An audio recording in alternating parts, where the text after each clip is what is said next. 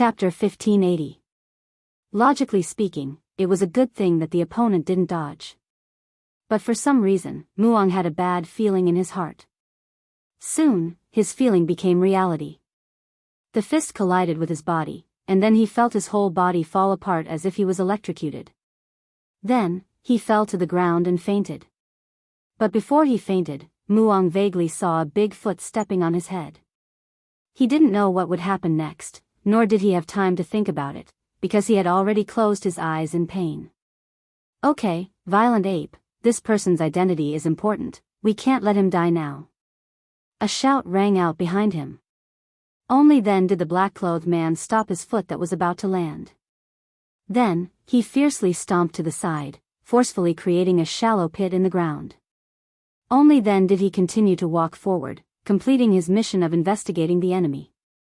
Sixth young master, violent ape is like this.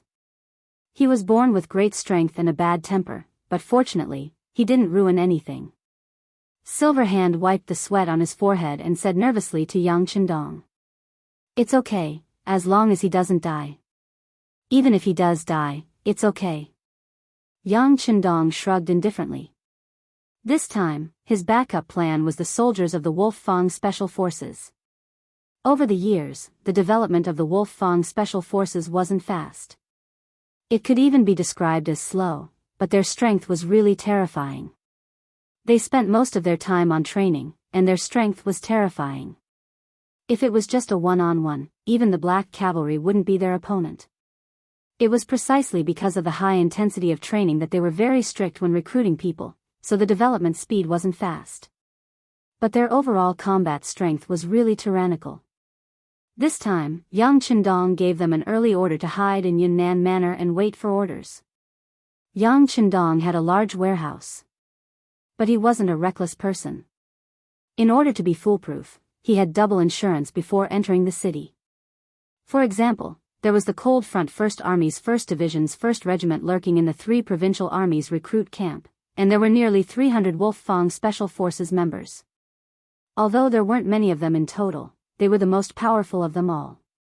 Since they were going to turn the enemy's stomach upside down, they would naturally choose quality over quantity. This time, there were a total of 130 Special Forces members who appeared at the Xingwang Temple. Each of them could fight against 10 or even dozens of people. They were well prepared and equipped with the most advanced firearms. It was only 300 assassins, and they could easily wipe them out.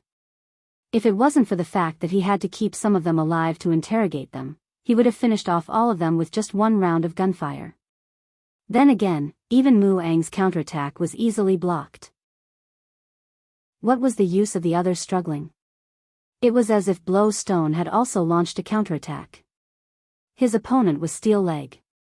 Unable to use the ninja's concealment jutsu, in just 3 rounds, he was kicked in the right arm.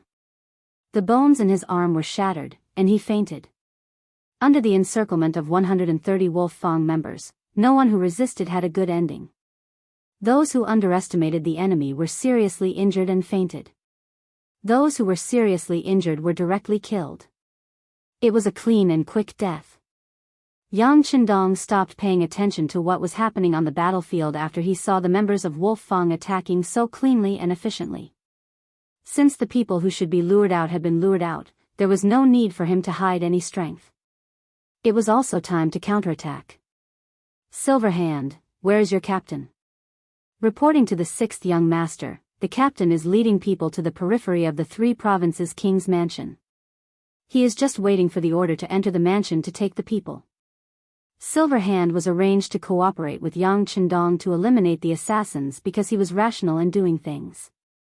But in the Wolf Fang Special Forces, the real big brother was still the Captain Tai Hu. Okay, I will take 20 people away. The rest will be left to you.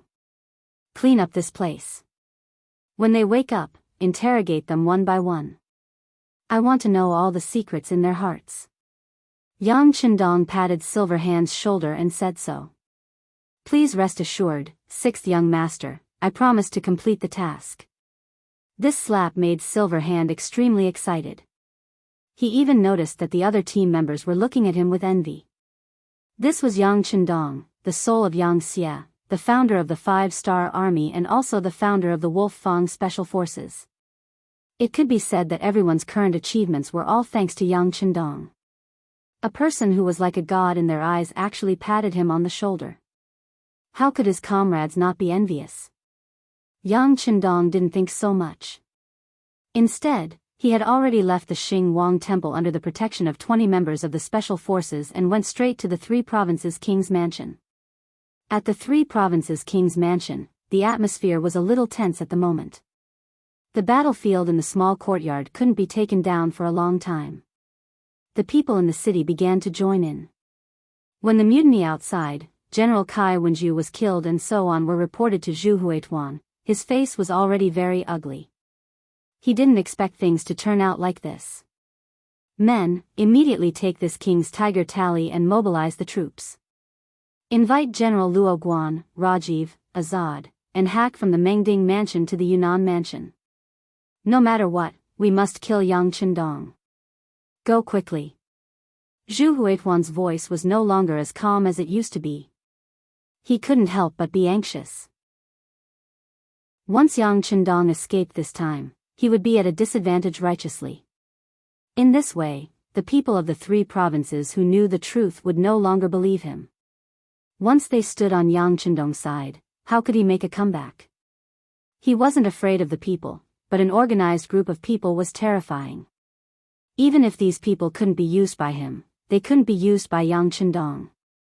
But now, it seemed that he had underestimated the commoners' strength. To think that they had gathered an army of over 10,000 commoners right under his nose. What kind of means did they have to use to achieve this? Thinking of this, Zhu Huihua felt his scalp tingle. He felt as if a huge mountain was pressing down on him, making it hard for him to breathe. The best way to solve all of this was to kill Yang Chendong. Once this person was gone, the people would lose their nuclear core force and it would be much easier to deal with them.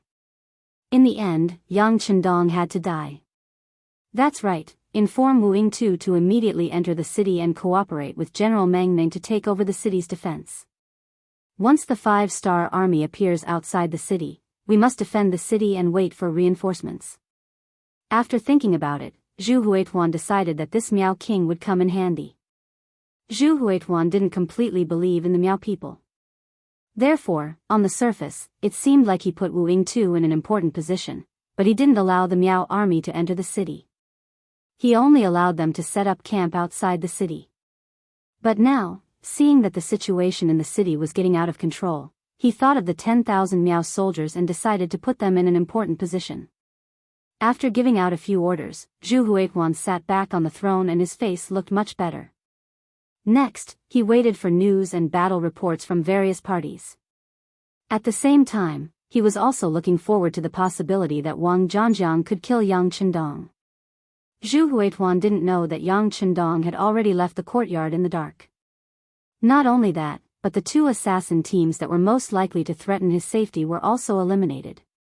However, this wasn't the worst. The worst thing was that his mansion was surrounded. Even the slightest movement here couldn't escape the surveillance of the Langia Special Force led by Tai Hu. Just like the few messengers he sent out, it seemed like they had left the mansion and were safe. However, as soon as they walked into the nearby streets, they would be immediately intercepted and killed. It was still okay if they put down their weapons and surrendered, they could still live. However, anyone who resisted would be killed without mercy.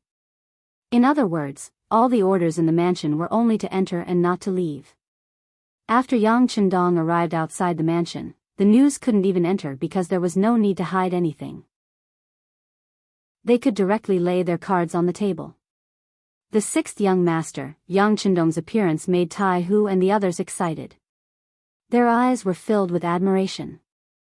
Although Tai Hu was the captain of the Langia Special Force and looked majestic, they were originally a special force that was independent of the 5-Star Army. In other words, their actions were not under the jurisdiction of the 5-Star Army. They didn't need to report their whereabouts. They were very mysterious and powerful. However, this was only in front of ordinary people.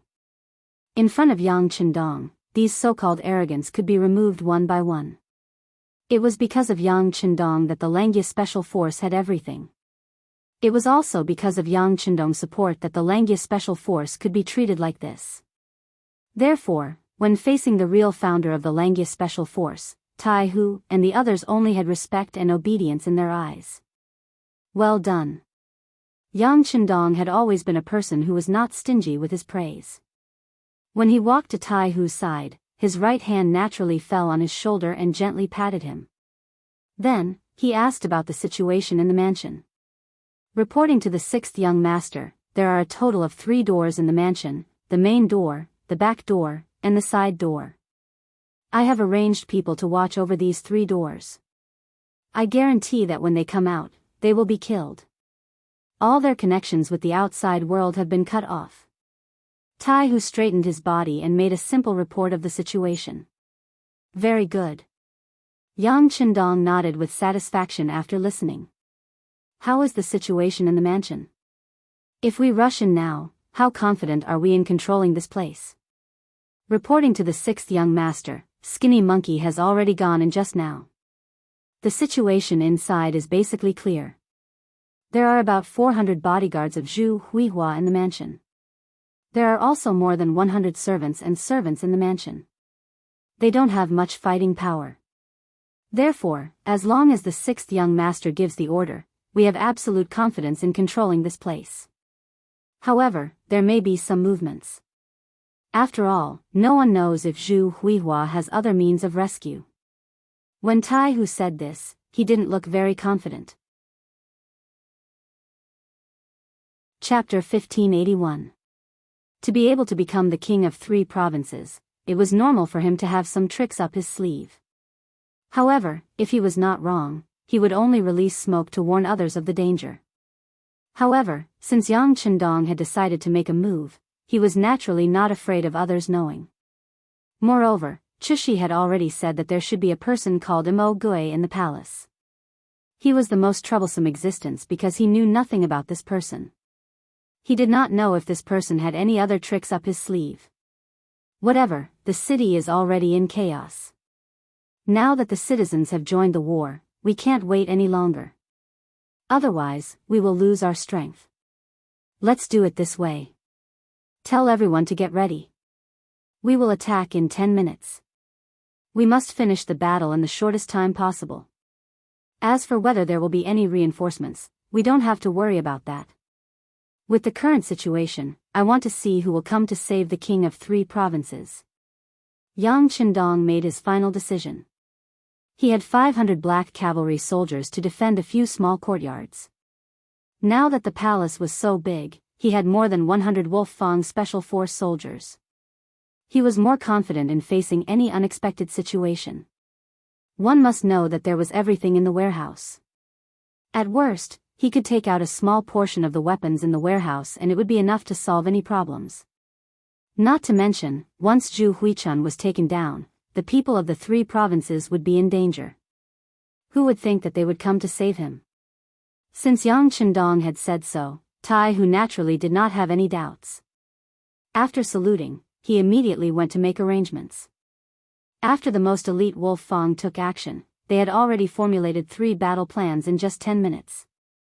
This was to ensure that once an unknown situation occurred, they would be able to guarantee that they could immediately change the plan to solve the problem. Sixth young master. When Tai Hu came in front of Yang Chendong again, his face was full of confidence. Let's do it. Yang Chendong of course knew that this was already prepared. He nodded his head. Let's do it. Tai Hu immediately turned around. Even though the sun had not risen yet, when he uttered those 2 words, hundreds of black shadows could be seen moving in different directions. They were advancing towards the prince mansions of the 3 provinces from 3 different directions. The battle outside was in full swing. Although the atmosphere in the 3 provincial palaces was a little tense, no one thought that there would be danger here. After all, the southern cloud manor was still in the hands of their king. Therefore, ordinary people were still doing what they were supposed to do. Many of the guards were still sleeping and resting. Only a portion of the guards were patrolling the mansion, but they were just walking around. When the members of the special forces suddenly appeared like ghosts, many of the guards fell to the ground before they could react to what had happened. Most of them had a fatal wound on their bodies. One of the weapons that the Special Forces members were most used to using was the three-pronged bayonet. This type of weapon was already banned in the future. Its lethality was too great. Once one was injured by it, one would basically die from excessive bleeding. Scheming against the unsuspecting. With the strong attacking the weak, the patrolling guards didn't even have time to react before a third of them died. At this moment, someone finally reacted and began to shout loudly to warn the others. However, shouting at this moment wouldn't affect the overall situation. Even if the guards who were already resting woke up and took out their swords, they would only be able to hold on for a little longer. Not good, not good. A guard rushed into the main hall of the prince mansion and knelt down in front of the prince of the three provinces, Zhu Huichen. What's going on? Why are you so flustered? Zhu Huichen was unhappy.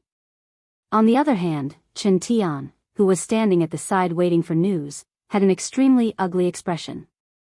This was because he could vaguely hear the battle cries and it didn't seem to be far away. This made his scalp tingle. Reporting to your majesty, someone suddenly launched an attack on the prince mansion. The guards, what's wrong with the guards? Zhu Huichen walked forward impatiently and grabbed the guard's collar as he asked anxiously. The guards can't hold on anymore. What? Hearing this, Zhu Huichen couldn't help but let go of his right hand and involuntarily took a few steps back until he came to Chen Tian's side. After being supported by Chen Tian, he stopped. However, his face was pale and it was obvious that he was frightened. Even Chen Tian, who was behind him, wasn't any better. This was because he didn't expect that someone would have designs on the prince mansion at this time and harm the prince mansion. However, intuitively, he still didn't think that it was Yang Chendong's doing. This was Yunnan Manor and the other party was surrounded in the small courtyard. Logically speaking, the other party should be unable to protect himself. Why would they come to find trouble with him? How would Chen Tian know that Yang Chendong's personal strength was strong?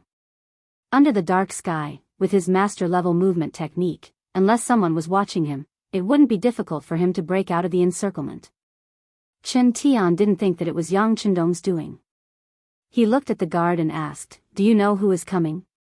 How many people are there?" "I don't know. Those people are too strong. Our guards aren't their opponents at all. We only held on for a while because of our advantage in numbers. However, now that we don't have the advantage in numbers, we can't hold on any longer. Your Majesty, please think of a way." The guard who reported the news shook his head. Under the dark sky, how could he have the time to observe those things? He was only here to report the news. On the other hand, Zhu Huichen was worthy of being the king of 3 provinces. He still had some courage. The panic just now was only because of the sudden incident. Now that he knew the situation outside, he immediately said, Go and set a fire. Inform the people outside that the prince mansion is in danger." "Oh." The guard responded and turned to leave. Zhu Huichen, who was left behind, grabbed Chen Tian's arm and went straight to the inner courtyard. A cunning rabbit has 3 burrows. Zhu Huichen killed his elder brother and younger brother. He also offended the southern Ming dynasty and Bugnam of Gojoseon. Under such circumstances, how could he not have a backup plan? For example, there was a secret basement in the prince mansion. The people who built the basement had been killed by him. Now, as long as he hid there, it would be difficult to be discovered. Zhu Huichen pulled Chen Tian and didn't take anyone else with him. He didn't even care about his family members. He quietly disappeared from the prince mansion and hid in a secret room. As the host, Zhu Huichen was prepared. However, as a guest, Mo Gui didn't have such conditions. When he learned that someone had killed their way into the prince mansion, he let out a long sigh. Then, he went to the transmitter and started to send a message. This was the last telegram that Mo Gui could send. He had already thought of the content. However, he had been hoping that he wouldn't need to use the content in his life. But now, even the prince mansion of 3 provinces was about to be attacked. He knew that it was time. This was a telegram of desperation. Mo Gui sent the message that someone had killed their way into the prince's mansion and that he would be killed soon. He also reported that Zhu Huichen was a good-for-nothing who was indecisive. That was why he had ruined the good situation. It was a mistake to ally with such a person. Yes, Mo Gui thought that Yang Chendong was going to die. There were only 500 people. So what if they were powerful? If Zhu Huiqiu came up to kill, he would directly send all the 50,000 troops in the city. Even if the other party had firearms, under the absolute advantage of numbers, he would be able to break through the defense line and kill Yang Chendong. However, the stupid Zhu Huichen chose to capture Yang Chendong alive. As a result, he lost the initiative. When Mo Gui wanted to change his mind, it was too late. After that, Mo Gui expressed his gratitude to Uncle Ing for saving his life. He said that it was time for him to repay Uncle Ing for saving his life. He would die to repay Uncle Ying's kindness. After sending the telegram, Mo Gui dismantled the radio station and buried it where he had dug the hole. He didn't want people to know that there was a radio station here, because it would make people think of Uncle Ing behind him and threaten the safety of some people. When he was done, the battle cries outside the door were getting closer and closer. Mo Gui smiled bitterly and took out a pill from his sleeve. He swallowed it without hesitation and closed his mouth. Clang! The door was pushed open and 2 special forces rushed in. It wasn't difficult for Langya to take down the entire prince mansion.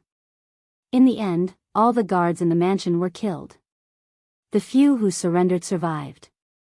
Unfortunately, they didn't find Zhu Huichen. Even Chen Tian, the civil official, was nowhere to be found. Bring Zhu Changjiu here. Yang Chendong called the steward of the prince's mansion, who had been instigated by Yang San, after failing to find anyone and even searching twice carefully, came to no avail. Zhu Changjiu came to Yang Chendong, trembling with fear. After knowing the identity of the person who came, he knelt on the ground and shouted, "Long live Bugnam of Gojoseon." Well, don't be afraid. You're one of us. We won't make things difficult for you. When we're done here, you can go to Yang Xia and reunite with your sister. You're a meritorious official, so you'll be rewarded accordingly. After comforting him, Yang Chendong asked if there was a secret passage or a basement in the mansion. Although Zhu Changjiu had been with Zhu Huichen for many years, he didn't know much about it. He shook his head and said, "Your Majesty, I really don't know about it." Yang Chendong was not surprised by this answer. After all, Zhu Huihua had even abandoned his wife and child. In other words, even his family members did not know the location of the secret passage, let alone a steward of the residence. Well, you should know a man called Mo Gui, right? Oh, yes, the mysterious man you reported to Director Yang San. Chapter 1582. His name is Mo Gui. This humble one knows this person. Zhu Changjiu, who had regained his senses, quickly replied. Okay, bring him in. Yang Chendong waved his hand, and Mo Gui, who was pale, was carried into the yard and stood in front of Zhu Changjiu. Zhu Changjiu had indeed taken poison. The special forces were still a step too late and did not manage to save him. But even so, Yang Chendong still needed to confirm this person's identity. Once he was sure, he might be able to obtain some information by searching for this person's identity. Yes, he's the mysterious man. Zhu Changjiu didn't know Mo Gui's name, but he had seen him before, so he recognized him immediately. All right, thank you. You can go and rest now. Yang Chendong nodded. His gaze fell on the dead Mo Gui as he spoke regretfully. He was so close to catching this person. If he guessed correctly, this person should be the mole who reported Yang Xia's situation to Zhu Huichen. But he didn't know who ordered him to do so. Yang Chendong had a good memory. He thought about it carefully. It was definitely the first time he saw Mo Gui. It made sense. The mole was so careful that he couldn't find any clues even after investigating for a long time. Why would he send someone to contact Zhu Huichen? Come, take care of this person's body and get someone to draw a portrait. Yang Chendong still hoped that someone could recognize Mo Gui. Maybe there would be new clues. Sixth young master, our people found this radio in Mo Gui's yard. Tai Hu appeared, holding a dark green iron box. Oh. Yang Chendong's eyes lit up. Every radio station was a big warehouse item. When it was distributed, it had a serial number and was kept. Perhaps he could find some clues from this radio station. For example, the number 9826 was written at the bottom of the radio station. This was an important clue. Yang Chendong asked Tai Hu to keep it well and hand it over to Bureau Chief Yang San so that he could investigate it. By the way, what's the situation outside? Before Zhu Huichun disappeared, there was a big fire in the mansion. Everyone in the city must know that the mansion was in danger. If there were reinforcements, they should be here soon. Our brothers are watching outside. They haven't reported back yet, so there shouldn't be any reinforcements, Tai Hu replied respectfully. No reinforcements? Hee, then there shouldn't be any. After Yang Chendong heard this, a smile appeared on his face. Although it was already dark, it was impossible for the prince's mansion not to attract attention when it first caught fire and was followed by billowing smoke. If there were reinforcements, they would have been here long ago. But it had been half an hour, and no reinforcements were still not here, which meant there was a big problem. It would be best if there were no reinforcements. Even if there were, Yang Chendong would not be afraid. So this problem was quickly put to the back of his mind. He looked at Tai Hu and said, "Don't worry about the outside. Hurry up and find the secret passage or the basement. This king has a feeling that Zhu Huichun is still in the yard. He hasn't gone far." The reason why Yang Chendong dared to make such an assertion was naturally because he saw the location of the three provinces' king palaces. This was the central area of the city. The people living nearby were either rich or noble. If it was just digging a secret passage in the mansion, it could be done quietly as long as he was careful. But if he wanted to dig it out, it would be too difficult to not alarm the rich who valued safety. In addition, Zhu Huichun's position as the king of the three provinces was still very stable. There was no reason for him to take the risk of digging an escape passage. It was very likely that there was only a basement here. It was just for hiding. If this was the case, it was not difficult to find him. It just needed some time. Understood. After receiving the order, Tai Hu, who was in charge of the special forces, began to search the courtyards one by one. As long as there was a trace of suspicion, they would dig 3 feet into the ground to take a closer look. Let's not talk about finding the passage first. Let's talk about General Meng Neng, who was also in the city. This general, who was entrusted with an important task by Zhu Huichun, was now standing on the wall of Yunnan Manor with a thoughtful expression. He naturally knew about the warning from the king palaces. But he did not send out troops to meet them. Speaking of which, Meng Ning naturally had his own reasons for doing this. For example, he suspected that there should be a trap waiting for him around the king palaces. Once he went, he was afraid that not only would he not be able to save people, but he might also lose his life. He was naturally willing to do such a risky thing. Of course, the most important point was the second point, which was that Meng Neng was dissatisfied with Zhu Huichun. Meng Neng was previously under King Min Zhuang, Zhu Huichun. At that time, Zhu Huichun was only King Guangtong. Later, this person rebelled, killed his own brother, and set up his own house. Meng Neng followed him, but he was still only a general. Speaking of which, a general seemed to be very awe-inspiring. But in fact, those who understood the military structure of the three provinces knew that Zhu Huiyu had personally appointed several great generals, such as Yunnan's great general Luo Guan, Guizhou's great general Jiang Wuqing, Guangxi's great general Bai Kuan, and so on. Meng Neng was also a general, which made him dissatisfied. No matter what, he had the merit of supporting the emperor. If he did not follow Zhu Huichun, but followed King Min Zhuang, how could there be the current king of the three provinces? Now, Zhu Huichun was the king of the three provinces, but he was still a general. He was also arranged to be by Zhu Huichun's side and was not allowed to lead troops alone. This obviously showed that Zhu Huichun did not trust him. Meng Ning remembered very clearly that Zhu Huichun had promised him before that once he achieved great things, he would be the general of the army.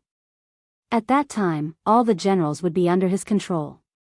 Only the word commander was added, but he could indeed become the highest commander in the army. Zhu Huichun's slip of the tongue made Meng Ning unhappy.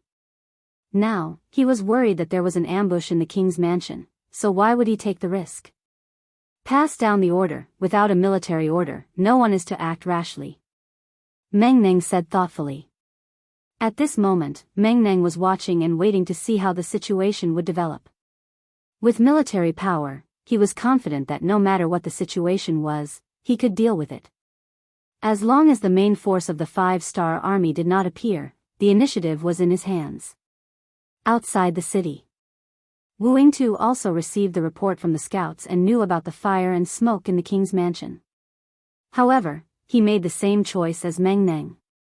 This did not mean that the two of them had the same thoughts, but he did not dare to act rashly without a command. He was different from Meng Ning. Meng Ning was Zhu Huichun's direct subordinate, at least he thought so. He was leading the Miao army. If he entered the city without a command, he would be punished severely. Thinking that it was better to avoid unnecessary trouble, he led the 10,000 soldiers and did not move. He only sent scouts into the city to gather information. He was also waiting for Zhu Huichun's military order. Before this, he was optimistic that Zhu Huichun had already made arrangements. Even if the king's mansion was on fire, if he was not there, who would know who was burning? Back to Wangjiang. At this moment, he could not even protect himself. The development of the situation was completely out of his expectations.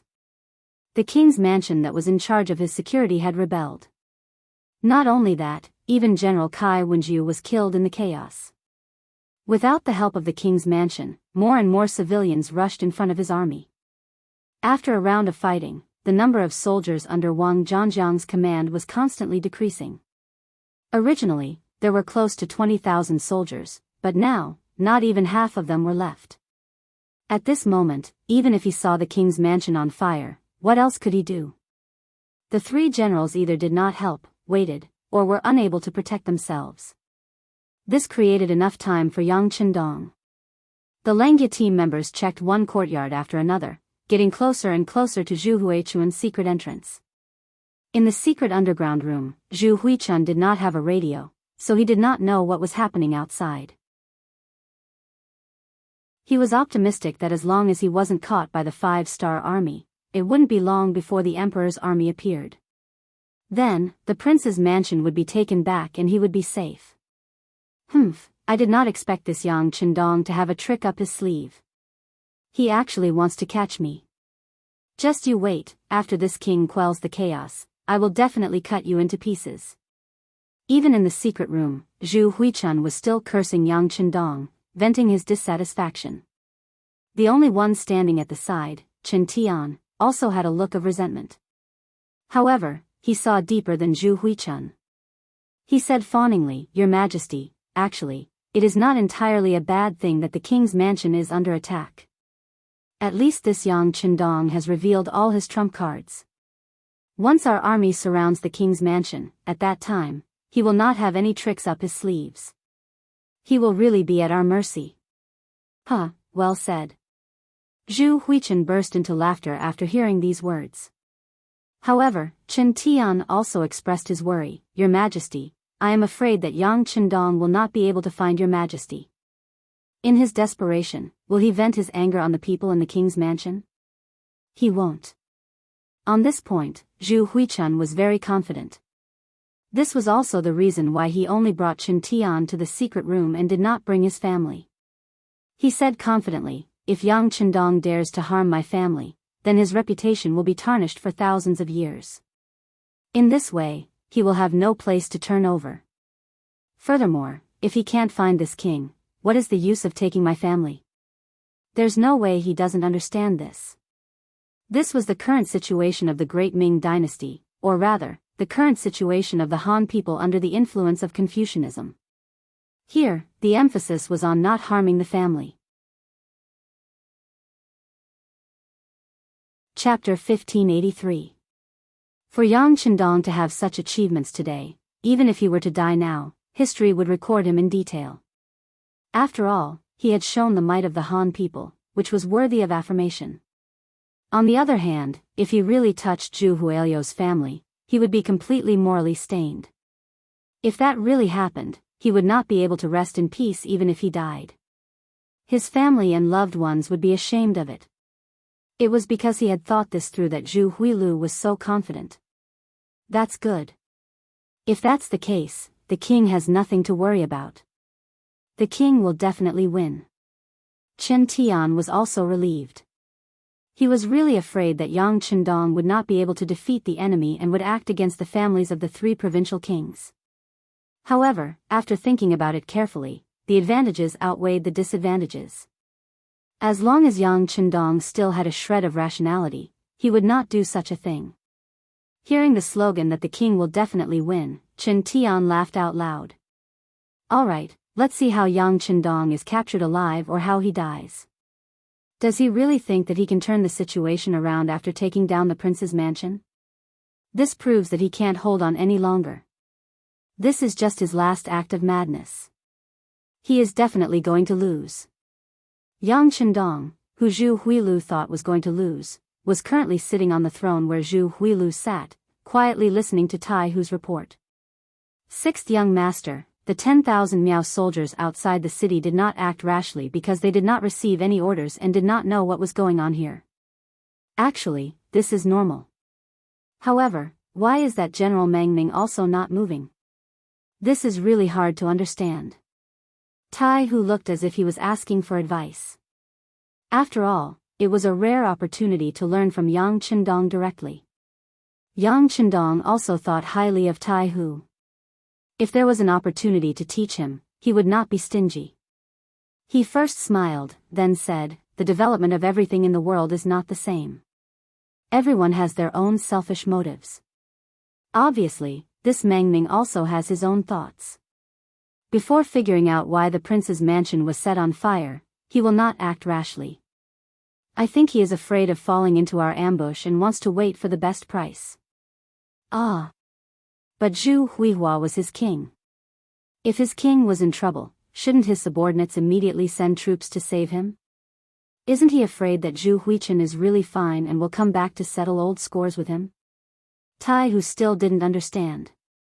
Yang Chendong said patiently, "If it were any other time, of course I would be scared. But now was the most chaotic time. Moreover, if Zhu Huiying is fine, then something must be wrong with this prince. If that is the case, Yang Xie will definitely be in chaos. If Zhu Huilu wants to take advantage of this opportunity to gain benefits, he must have people around him. Meng Ning knows this and knows that he is still valuable, so he is not afraid that Zhu Huilu will turn against him. So that's how it is." Tai Hu finally understood. Then he smiled and said, "But it's a pity that he doesn't know that not only is the sixth young master fine, but only a little over 100 of us from the special forces managed to take down the prince's residence. He's going to miss such a good opportunity to serve the emperor and perform well." That's right. Yang Chendong shared the same opinion. The prince's residence was not the courtyard he lived in. Because it was small, it was easy to defend. The prince's residence was big and had many walls. If Meng Ning led the army here, it would be impossible for him to defend this place. The best result would be for him to leave with his men. In this way, he would lose the chance to capture Zhu Huilu alive. It could be said that all his efforts would be in vain. However, Meng Ning did not seize this opportunity, which doomed the three provincial kings to defeat. While the two of them were still talking, the special forces on the other side were not idle. Other than leaving the necessary people to guard the three gates to prevent any accidents, the other members were carefully searching. Since Yang Chendong said that Zhu Huilu didn't run away, then he definitely wouldn't run away. As long as they searched carefully, they would definitely find the entrance to the secret passage. That would be the time for Wolf Fang to perform a meritorious service. Every member of the team was searching attentively, not wanting to leave any corner unturned. Among them, Skinny Monkey's movements were the fastest. Looking carefully, the members of Wolf Fang were all tall and strong. In comparison, Skinny Monkey, who weighed less than 50 kilograms, was an exception. However, not only did he become a member of Wolf Fang, but he was also the leader of Wolf Fang, Iron Tiger. This was because he had real skills in other aspects.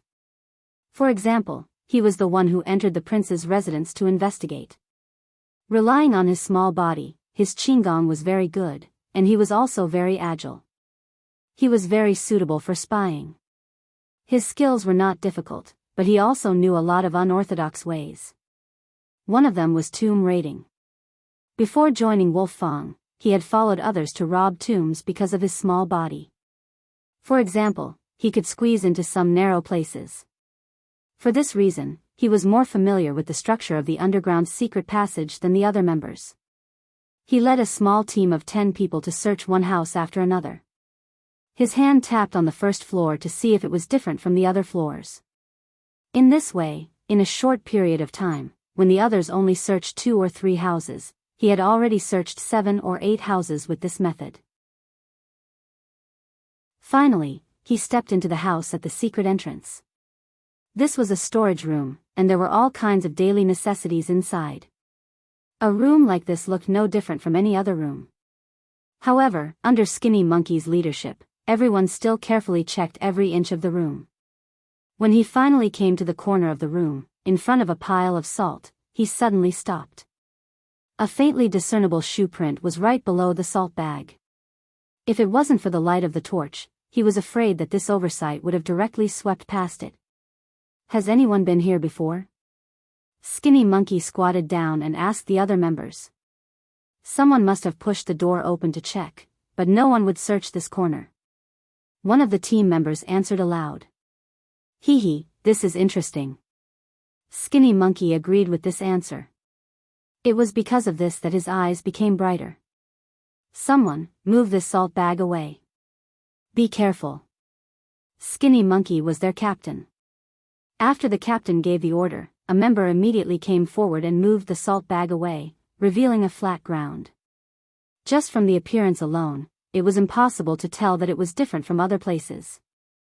"If this is the entrance, it's really ingenious." The Skinny Monkey-like man smiled with great interest. Then, he leaned forward and gently knocked on the floor a few times. A few echoes sounded, making a slightly crisp sound. This sound was completely different from the dull sound of knocking on the ground. When this sound came out, Skinny Monkey's smile became wider, then he said with a very confident tone, "Go and call more people here. There's something here." This was also why Skinny Monkey was cautious. If the 3 provincial kings were really hiding here, in case there were any ambushes or traps, his group of 10 people was still too small. After Skinny Monkey gave the order, several groups of Special Forces members nearby rushed over. When the number of people reached 50, Skinny Monkey decisively got someone to find a heavy hammer and smashed it fiercely on the ground. He believed that there must be some kind of mechanism controlling this place, but he didn't have time to find it. He could only use the simplest method, violently smashing the door. Dang dang dang, dang dang dang, under the continuous smashing of the heavy hammer, a black hole with a diameter of nearly 1 meter appeared in front of everyone. At this moment, Skinny Monkey didn't need to say anything. A member suddenly jumped in and disappeared. In the underground secret room, Zhu Huiqi and Chen Tian were still talking about the outside world. From their conversation, they had already determined that the reinforcements were about to arrive, and they should be getting closer and closer to getting out. At this moment, a sound came out, causing Zhu Huiqi and Chen Tian's faces to gradually turn ugly. Obviously, they had thought of something, but before they could do anything, the crashing sound stopped, and a figure appeared in their sight. Then, the skinny monkey-like figure jumped down and came to Zhu Huiqi and Chen Tian. Skinny Monkey had naturally seen Zhu Huiqi and Chen Tian before. When he saw the two of them, he couldn't help but grin. Capturing the two of them would definitely be a great achievement. Skinny Monkey suddenly appeared in the underground secret room from the sky, giving Zhu Huiqi and Chen Tian a shock. They didn't think that someone would discover their underground secret room. It should take a long time and extraordinary ability to find them. Not to mention whether or not the 5-star army had such talents, they had only occupied the 3 provinces with a small number of soldiers. Now, they should be facing the various armies that came to rescue the emperor. How would they have the time to look for them? On the bright side, the 5-star army that occupied the prince's mansion should have been surrounded by the emperor's army, or even killed. But what was going on now? At this moment, both Zhu Huiqi and Chen Tian's faces were very ugly. Chen Tian even intentionally rubbed his eyes. Obviously, even now, he still didn't think that all of this was real. Hee, the two of you don't have to doubt, you are now our captives. Of course, you can resist, but the consequences, will be very serious. Skinny Monkey said as he took out the military knife in his hand and played with it. It was as if he was saying, if you dare to act rashly, I won't be polite. Both Zhu Huiqi and Chen Tian were smart people, so how could they resist at this moment? Especially Zhu Huiqi, he was the king of 3 provinces and was also a member of the Zhu family. Even if he fell into Yang Chendong's hands, he wouldn't dare to hurt him.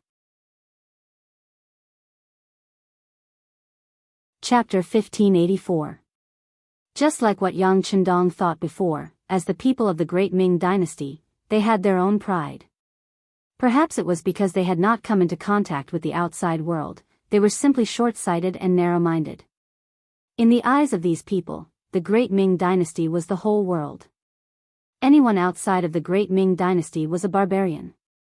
They should look up to the great Ming dynasty, especially the people of the Zhu family, who were incomparably proud and arrogant. Even if Zhu Huichen killed his brother, so what? That was their Zhu family's matter. Not to mention, he still had the title of the 3 kings.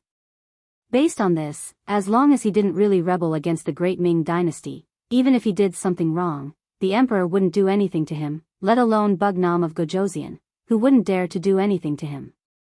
With this thought in mind, after a brief shock, Zhu Huichen tidied up his robe and became arrogant again. Where is Bugnam of Gojoseon? This king wants to see him. Seeing that Zhu Huichen had given up the intention to resist, the skinny monkey-like man immediately laughed, turned around, and said, then please. When Zhu Huichen reappeared in the main hall of the king's mansion, he was no longer the king, but a prisoner. Yang Chendong sat on the throne that Zhu Huiqiu was supposed to sit on and look down. This made the 3 provincial kings very uncomfortable when they entered the hall. Cough, Bugnam of Gojoseon, this king admits defeat in your hands this time. Say, what do you want? Of course, this prince will consider giving Yunnan province to you, but that's all. As for Guizhou and Guangxi, they will still belong to this prince. This is the biggest concession I can make. You should also know that the southern Ming dynasty will not agree to more.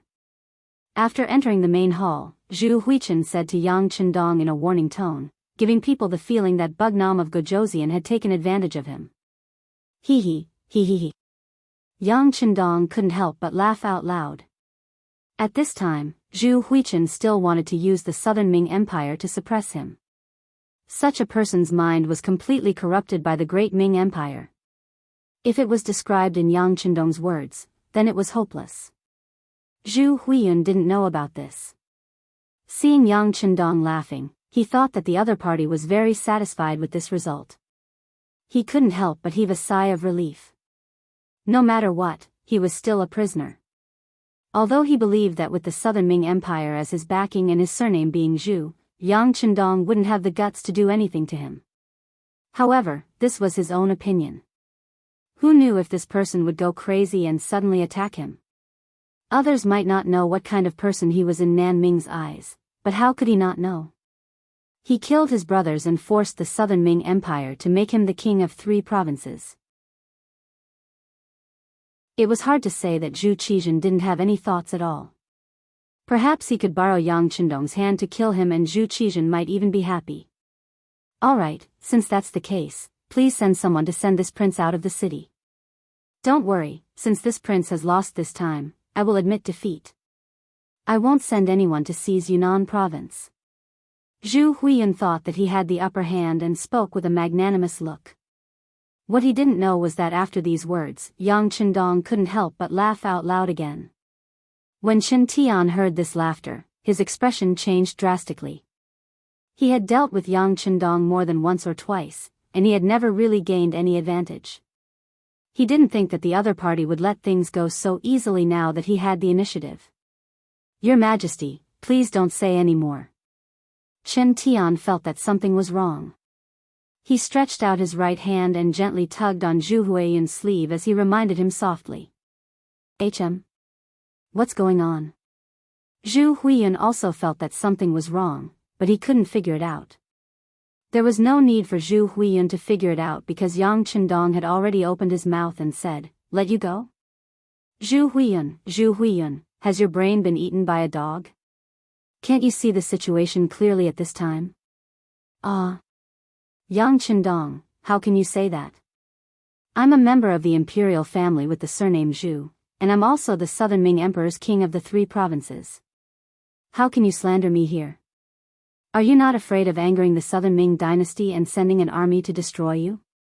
When he spoke to this point, Zhu Huiyun's voice unconsciously dropped a lot. In terms of righteousness, Yang Chendong was a subject of the Great Ming dynasty. However, in reality, the current Yang Xia was already many times stronger than the Great Ming dynasty. It was just that some people were unwilling to admit it. Then there was the problem. Even if Yang Chendong really did something to Zhu Huiyun, what did he do? Would the Southern Ming dynasty start a war with Yang Xia because of this matter? Not to mention whether they could win or not, in the eyes of the Southern Ming dynasty, Zhu Huiyun was not someone to be trifled with. He was not much different from a traitor. They probably wanted the two of them to fight, so how could they meddle in other people's business? This was also the reason why Zhu Huiyun's voice was getting softer and softer. After saying this, his aura was no longer as strong as before. Seeing that Zhu Huiyun had become more obedient, Yang Chendong began to flip out. Zhu Huiyun, who do you think you are? If you didn't have a good family, what are you now? For power, you even killed your own brother and brother. Aren't you afraid that you won't be able to enter your ancestral grave after death? Aren't you afraid that they are waiting for you on the ground with resentment? Zhu Huiyun, this time, you invited this king to discuss matters. You said that as long as this king came and expressed his sincerity, you would give the 3 provinces to this king. You also said that this would prevent the people of the 3 provinces from experiencing the flames of war. Look, you make it sound so nice, but what is the truth? When Yang Chendong said the word, his voice raised by more than 2 octaves. Because of this, Zhu Huiyun's body trembled and his head lowered even more. However, Yang Chendong had no intention of letting him off easily. He continued to say, the truth is, ever since this king entered Yunnan Manor, you have always wanted to kill this king. You launched fierce attacks again and again. If it weren't for this king's strong warriors, I'm afraid that this king would be dead by now and end up like your brother and brother. Since you wanted to kill this prince, and now you've been captured by this prince, then tell me, do you think this matter will be resolved so easily? What do you want to do? Don't tell me you still want to harm this king? Hearing this, Zhu Huiyun could no longer be an ostrich. Harm you? Bah! You don't deserve it. Yang Chendong shook his head, then said in a resolute and unquestionable tone, what's the difference between killing you and killing an ant? When the time comes, this king only needs to tell the world that you were afraid because you did something wrong and committed suicide in the king's mansion. I'm sure this result will convince a lot of people and make many people believe it. At that time, tell me, who will care about a dead person? No. Zhu Huiyun's face changed drastically. It was not wrong for him to like power. In order to obtain power, he would do anything and kill countless people. However, this did not mean that he was not afraid of death. Killing others and being killed by others were 2 completely different concepts and results. What's wrong? Are you afraid? Seeing Zhu Huiyun's pale face, Yang Chendong knew that he had warned him enough. Next, it was time to ask for the result, which was what he wanted to know the most. Compared to this result, Zhu Huiyun's life and death really did not matter to him. He was just a king with the surname Zhu in the Great Ming Dynasty. In today's Great Ming Dynasty, there were dozens if not hundreds of kings like him. However, many of the kings were just in name. Not many people had the military power of 3 provinces like Zhu Huiyun. So what if he had the military power of 3 provinces? For Yang Qindong, who had already occupied Eastern Europe, the grasslands, Southeast Asia, and Central Asia, these 3 provinces had never been in his eyes. Zhu Huiyun, this king just wants to tell you that killing you is like killing an ant to this king. It's not a problem at all.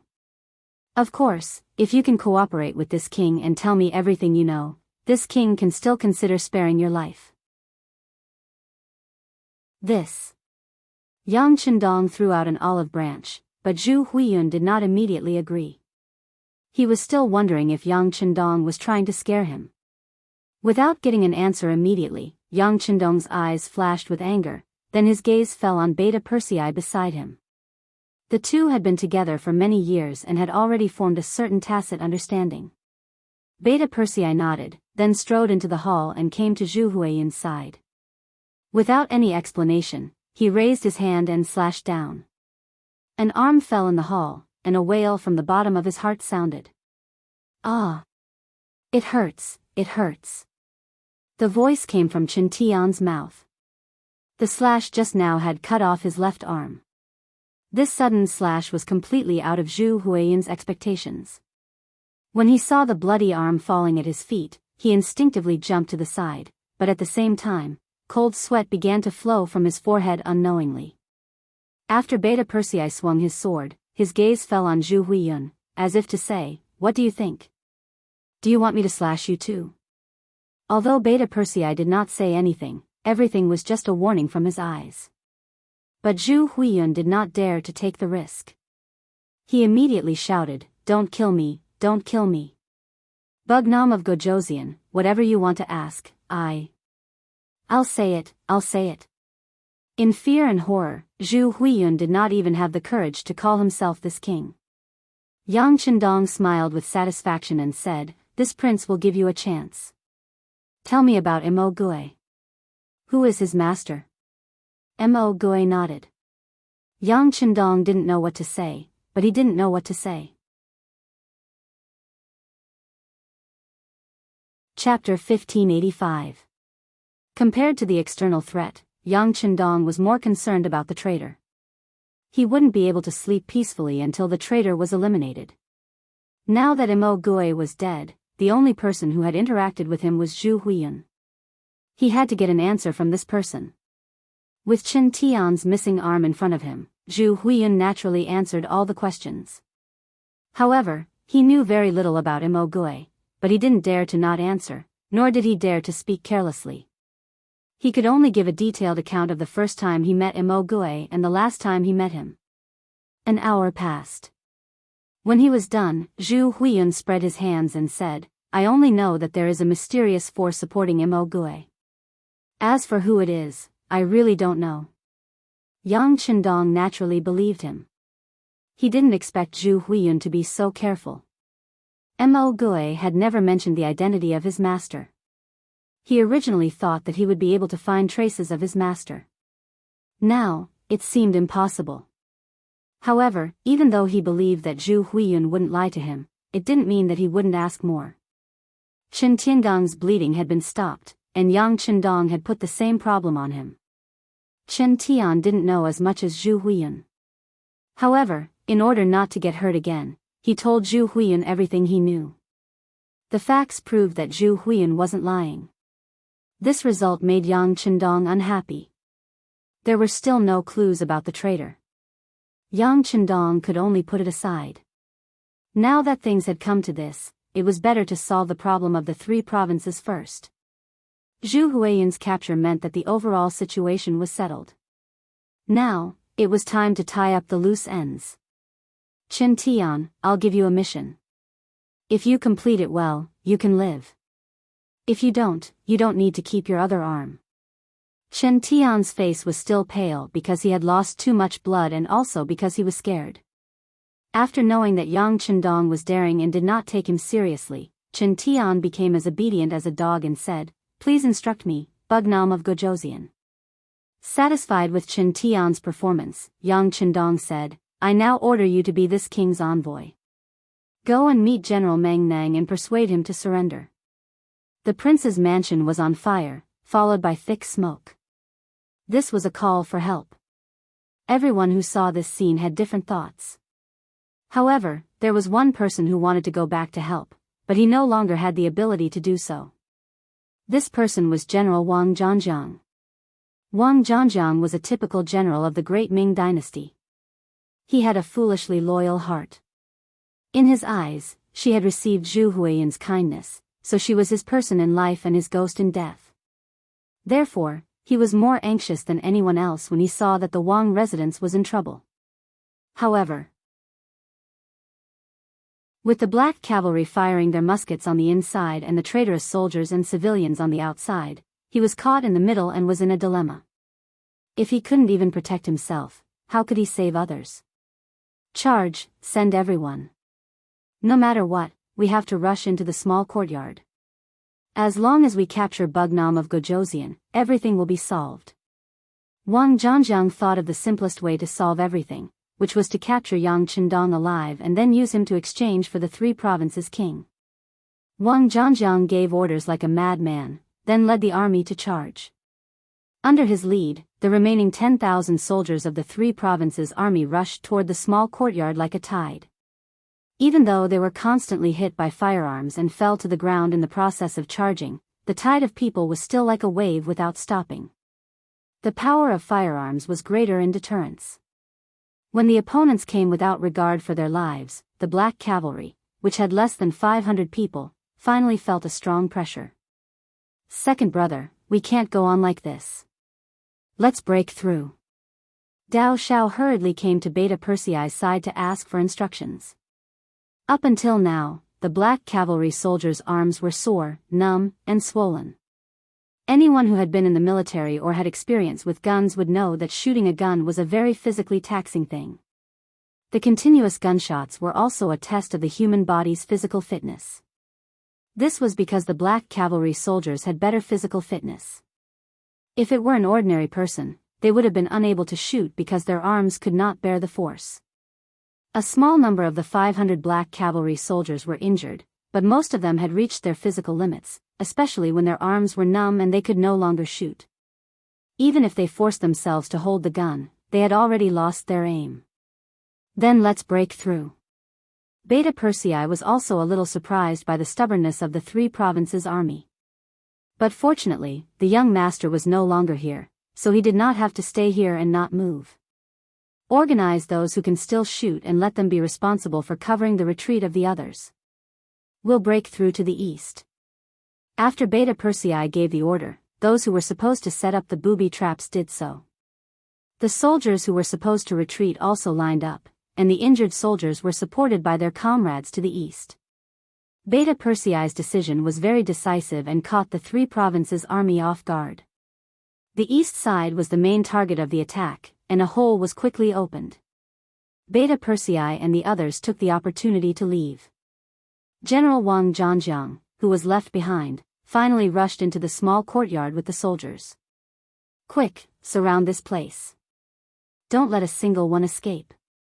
Finally, he rushed into the small courtyard. At this moment, Wang Zhangjiang's face was full of excitement. He seemed to see the scene of capturing Yang Chendong alive, and then saving Zhu Huituan, becoming the first hero. Boom boom boom. Boom boom boom, the booby traps left behind were triggered, causing a series of explosions. Hundreds of soldiers from the 3 provinces' army were killed or injured by the explosions. But Wang Zhangjiang did not care about all of this. In his eyes, all of this was just the black cavalry's last resistance. Quick! Charge in. They don't have any power to resist. Charge in. Other than Wu Nan Wang, kill everyone else. Kill them all. After losing so many people, he could finally get his revenge. Wang Zhangjiang had been suppressing his anger for a long time. But it was destined that his idea would not come true.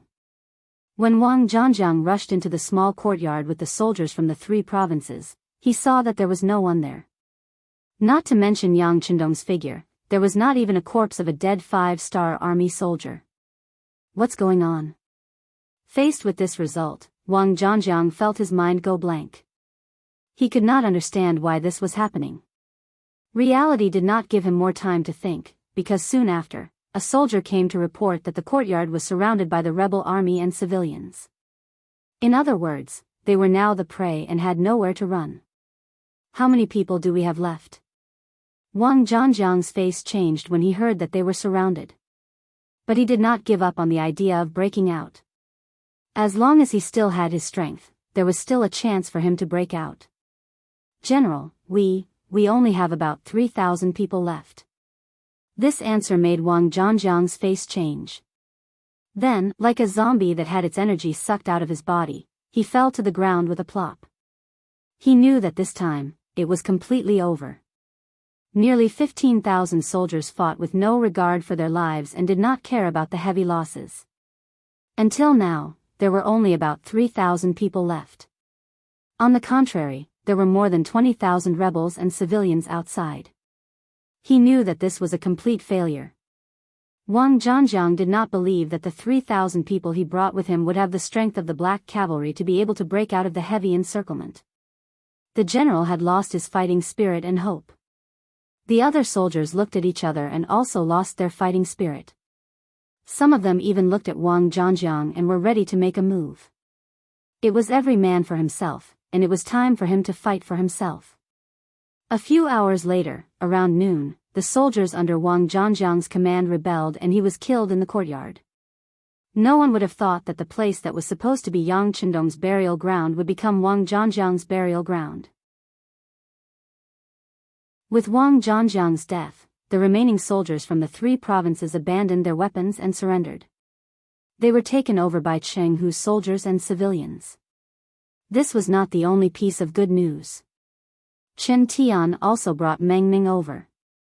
After learning that the 5-star army could keep him and his family alive and that he could keep 10% of the wealth for his own use, Meng Ning chose to surrender. The exception was the 10,000 Miao soldiers outside the city. Under the leadership of Miao King Wu Yingtu, they escaped in advance. Clearly, he also saw that the situation was turning for the worse. However, considering the various conflicts he had with the 5-star army, he did not believe that the other party would let him off so easily. Thus, he chose to flee, choosing to head to the Chuxiong Manor to meet up with General Luo Guan, Brigadier General Rajiv, Azad, Hak and the others. In just one night, Yunnan Manor changed hands. The original owner, Zhu Huihua, became a prisoner and Yang Chendong, who was surrounded and killed, became the owner here. Beta Persei rushed to Yang Chendong with a telegram and reported, "Young master, the latest news is that 80,000 enemies have appeared in the west of the city. They are heading towards Yunnan Manor. If there are no accidents, they will reach the west wall in 2 hours." Previously, Beta Persei led the black cavalry to break out of the encirclement and then met up with Commander Jianghu and the others who were outside. Then, he came to the 3 provinces and walked to Yang Chendong's side. It was also because of Beta Persei's timely breakout that the black cavalry did not suffer any major losses. After a few days of fighting, the 500 black cavalry only lost 3 people in battle and more than 20 were injured. Most of the soldiers were just overly tired. Once they had enough time to rest, they would immediately be full of energy. 80,000? After Yang Chendong heard this, his expression did not change. He knew that this was the last force that Zhu Huihua left in Yunnan province. There was nothing to be afraid of against an enemy that had no backup. As long as they defended the city and stabilized the situation, victory would eventually be theirs. Chapter 1586. How many people can we mobilize? Yang Chendong asked Beta Persei, thinking that they would need an army to defend the city. "Young master, we have about 40,000 soldiers at our disposal. Among them, 30,000 are surrendered soldiers. However, not many of them are capable of fighting. There are also several tens of thousands of commoners. If we call upon them, they can also go up the tower to help. Hearing this answer, Yang Chendong knew that it would not be easy to rely on these people to defend the city. So he continued to ask, "Where are our reinforcements?" The closest one is the 20,000 reinforcements led by Yao Yingjun. They have already arrived at Chujing Prefecture in the northeast. They will arrive before noon tomorrow. The fastest one is the world's first cavalry army. They have already passed Yuanjiang Prefecture. If there are no accidents, they will arrive tomorrow night. There are also the other main reinforcements. They will arrive in about 2 to 4 days. Beta Persei reported to Yang Chendong with the timetable calculated by Wang Shan. So, we can only rely on ourselves from today until noon tomorrow? When Yang Chendong said this, the corner of his mouth trembled slightly. He thought to himself, "This is good. Let the people here see the cruelty of war and let them know that peace is not easy to come by. Beta Persei, go find Yang San and Commander Jianghu. Send out all the surrendered soldiers from the 3 provinces as well as the civilians who can go up the city. Let them go up the city. Don't be afraid of spending money and don't be afraid of dying. It is time to let some people see the benefits of joining Yang Xie." Yang Chendong said as if he had made some kind of decision. Beta Persei nodded heavily. He already understood Yang Chendong's meaning and knew what to do. With this order, the entire Yunnan prefecture became busy again.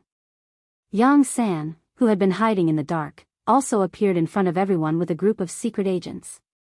They began to mobilize the civilians to go up the city tower to defend the city.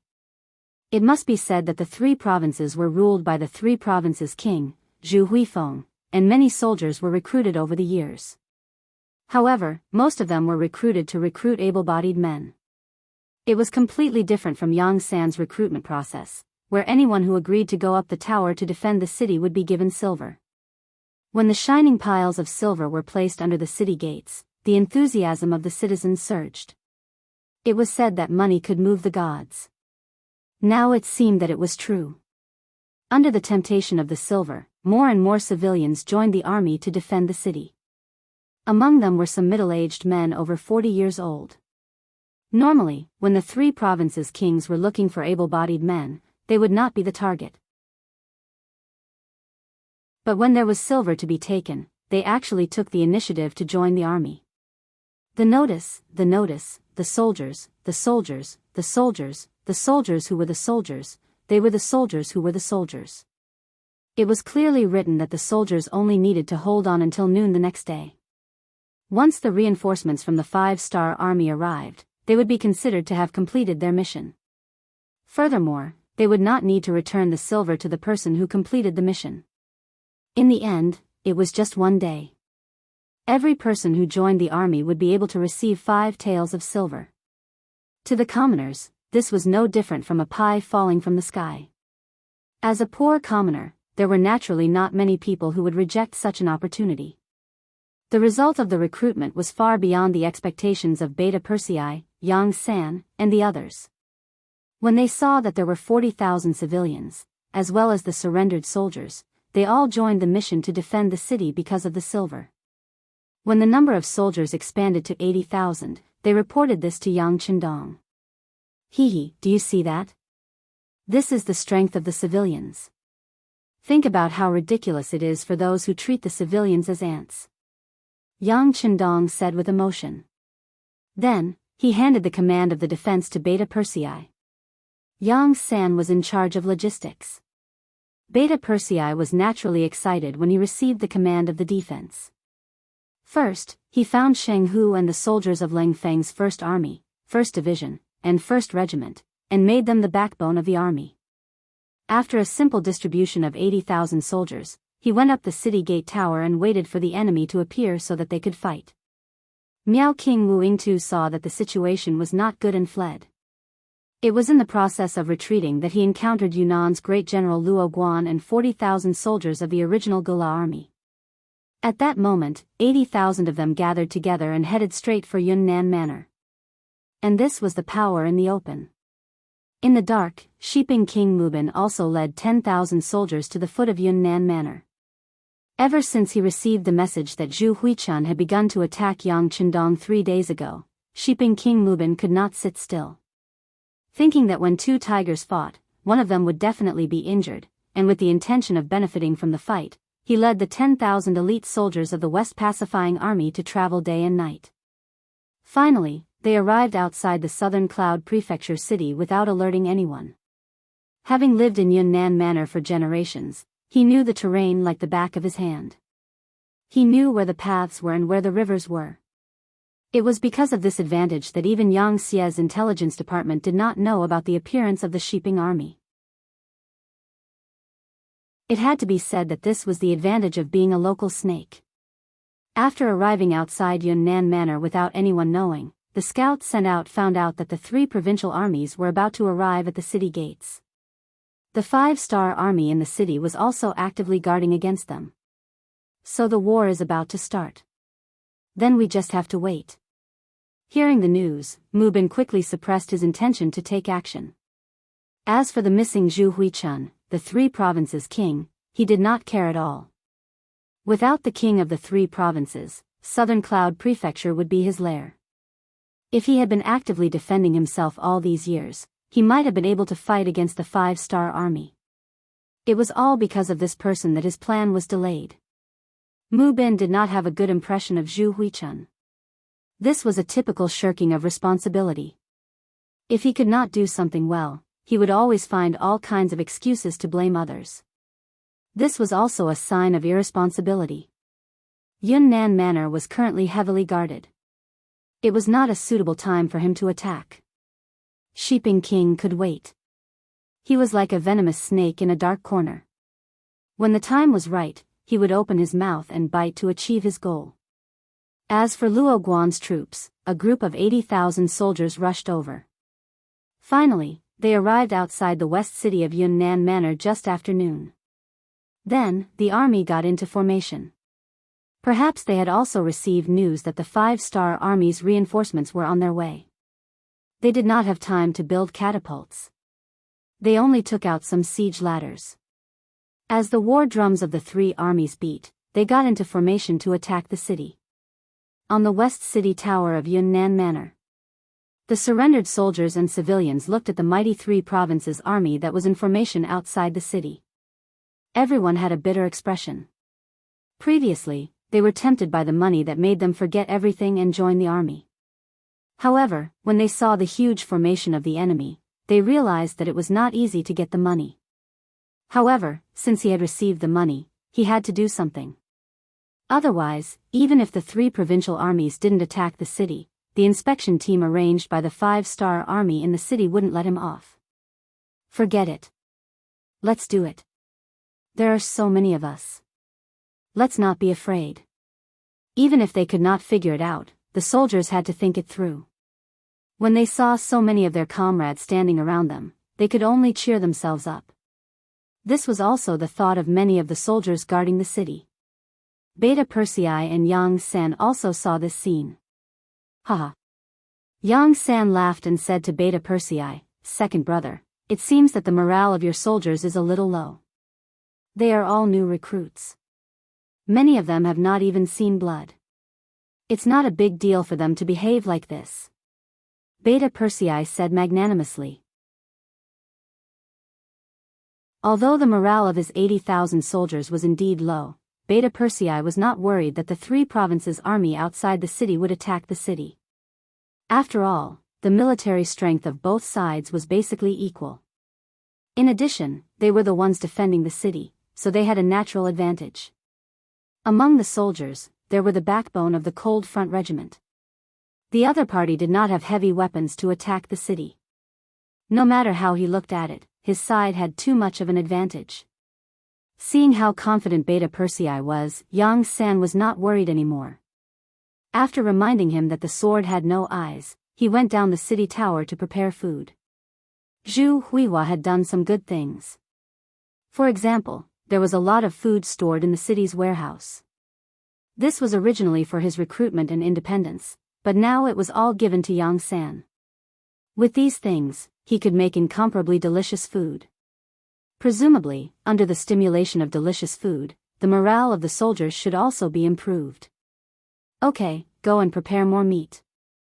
I will use this to encourage the soldiers. Beta Persei naturally knew the importance of food to the soldiers. He smiled and sent Yang Sen away. Then, he ordered someone to call Jianghu and instructed him that if the city tower was in danger, the backbone of the Cold Front Regiment would have to personally come out and kill the enemies on top of the city. Second brother, don't worry. It's only because the 6th young master didn't allow firearms. Otherwise, we wouldn't even need these people. Our Cold Front Regiment alone is enough to defend the city without losing it. If it's done well, we can even launch a counterattack. Jianghu replied confidently. I know your Cold Front Regiment is powerful. However, the 6th young master also wants these people to see blood. Sometimes, no amount of education is as good as experiencing it yourself. So, let's not use firearms. Unless the situation is out of our control, tell the soldiers that no one is to use firearms. Beta Persei of course knew how powerful the Cold Front Regiment was. This regiment, which was called a typical regiment by the outside world, was only second to the Black Cavalry in terms of combat ability. The city tower was ready. The soldiers of the 3 provinces outside the city also launched their attack. They already knew that the defenders were made up of surrendered soldiers and ordinary civilians. There were no real elite forces like the 5-star army. This made them feel relieved.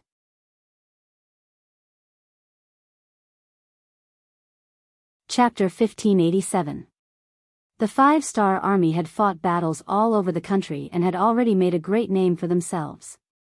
If it was the 80,000 5-star army here, they would have already fled without even fighting. However, the 80,000 surrendered soldiers and commoners were completely different. In their eyes, they were a proper army. If they couldn't even defeat these 5-star army, then all their training would have been in vain. Therefore, when they charged, the might of the 3 provinces' army was still very fierce. They didn't care about the arrows that were shot down from the city tower. They charged up the city walls with minimal losses, then set up countless scaling ladders and began to attack the city. Commoners who hadn't been trained could only shoot arrows. As for how far they could shoot and whether they could hit people, it was still too extravagant. Therefore, in the first wave of counterattack, the defending side didn't perform well. It wasn't until they saw countless scaling ladders on the city tower that countless enemies began to climb up with the help of the scaling ladders. When some of them were about to charge up, the defending soldiers became afraid. They didn't dare to imagine how many of them could survive in close combat. Don't panic. Take the prepared sleepers and throw them down. Quick. Jianghu was in charge of commanding the front lines. Seeing the enemy attack so smoothly, he couldn't help but shout out anxiously. Under his shout, Feng Zhan, Wang Jinlong, Su Digang, Hu Jun, Sun Dawei, and the other battalion commanders hid in the crowd and played their roles.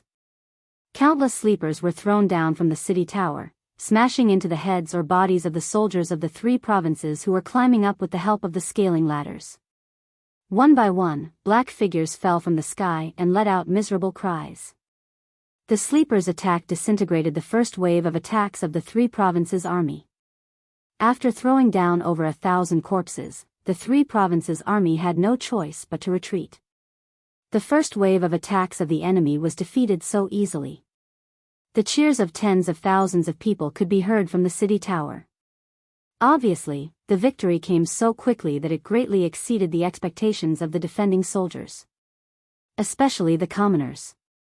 They were originally a little nervous, but now they realized that the battle wasn't as difficult as they thought. Their confidence began to swell and their morale began to rise.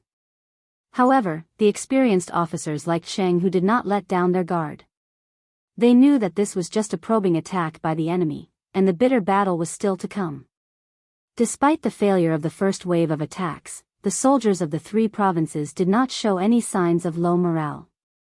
It was just a probing attack. This was a common tactic.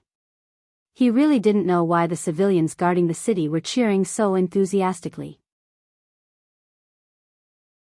Those who didn't know would think that the enemy had eliminated their main force. That's enough. You've all seen it just now. The soldiers guarding the city have mediocre combat strength. The arrows they shot were weak and powerless. This kind of army can't possibly be a match for our elite regular army. So, from now on, I ask everyone to buck up and unleash your strongest combat strength. As the one who led the most troops, Rajiv undoubtedly became the leader of the crowd.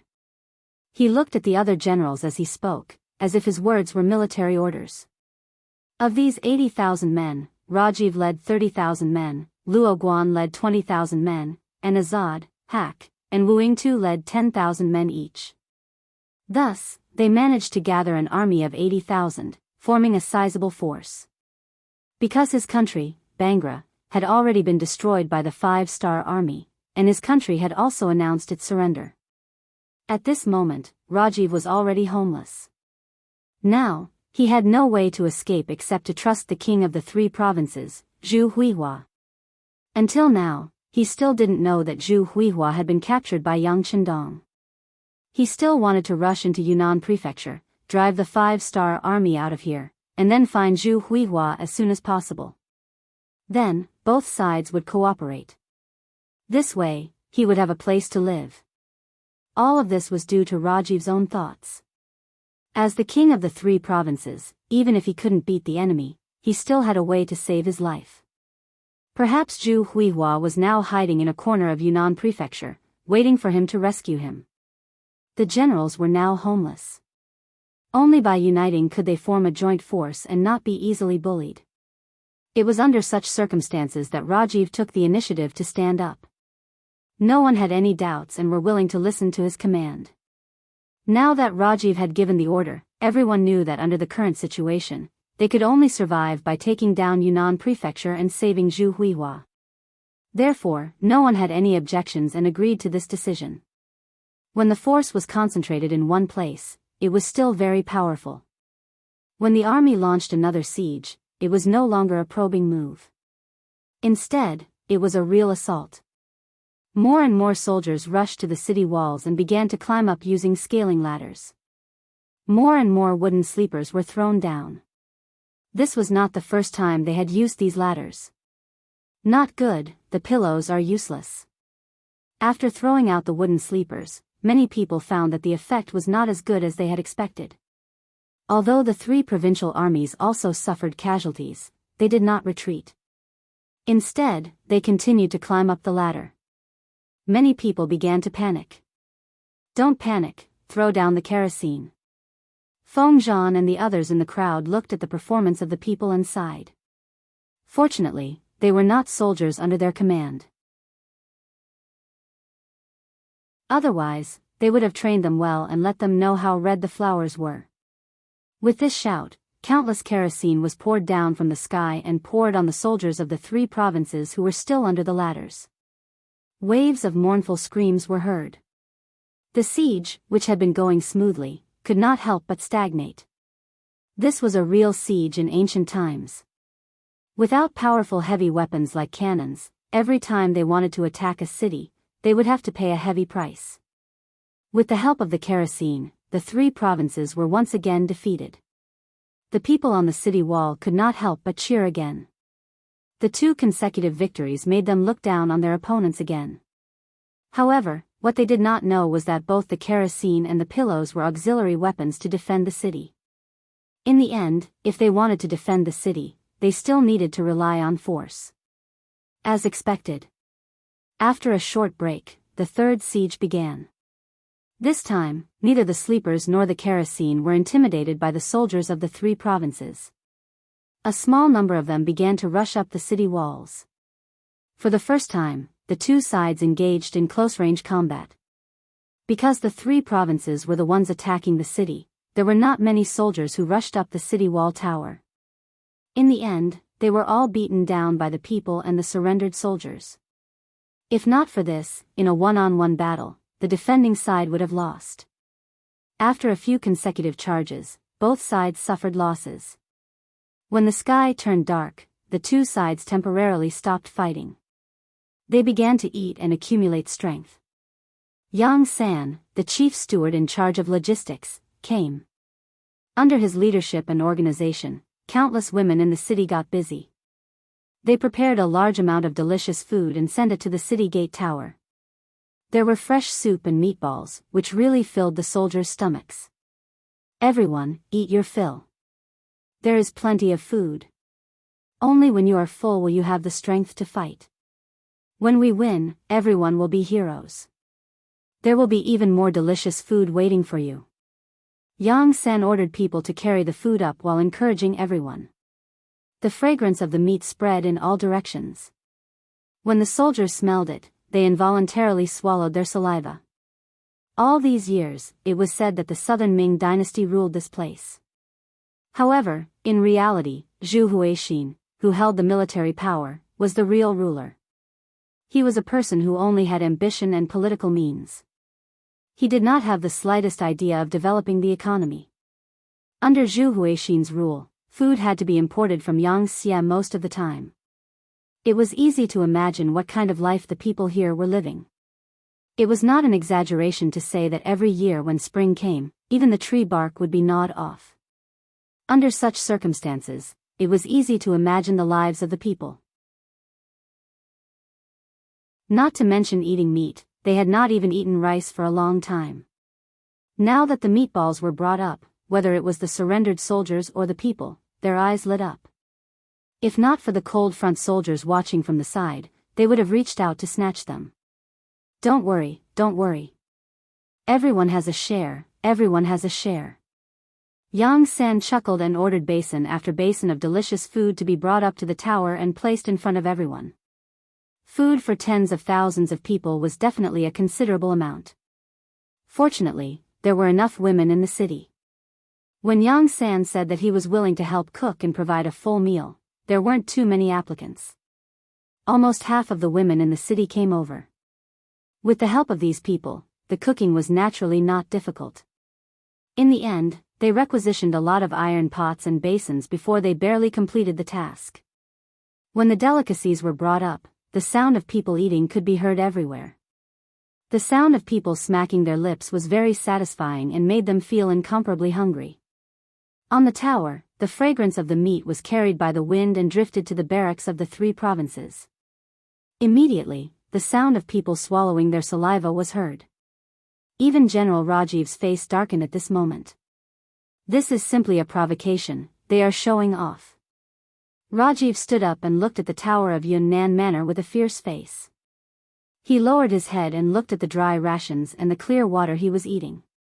He was in a bad mood. Don't eat anymore, prepare to charge, charge. Tell the soldiers that there is delicious food waiting for us in Yunnan Manor. As long as we capture the city, there will be meat to eat. Rajiv angrily ordered the army to continue attacking the city. The movements of the 3 provinces under the tower were quickly seen by the soldiers on the tower. Curses immediately sounded. Damn it, they actually don't want us to eat properly. These bastards. I haven't eaten my fill yet and they are coming. Are they rushing to their deaths?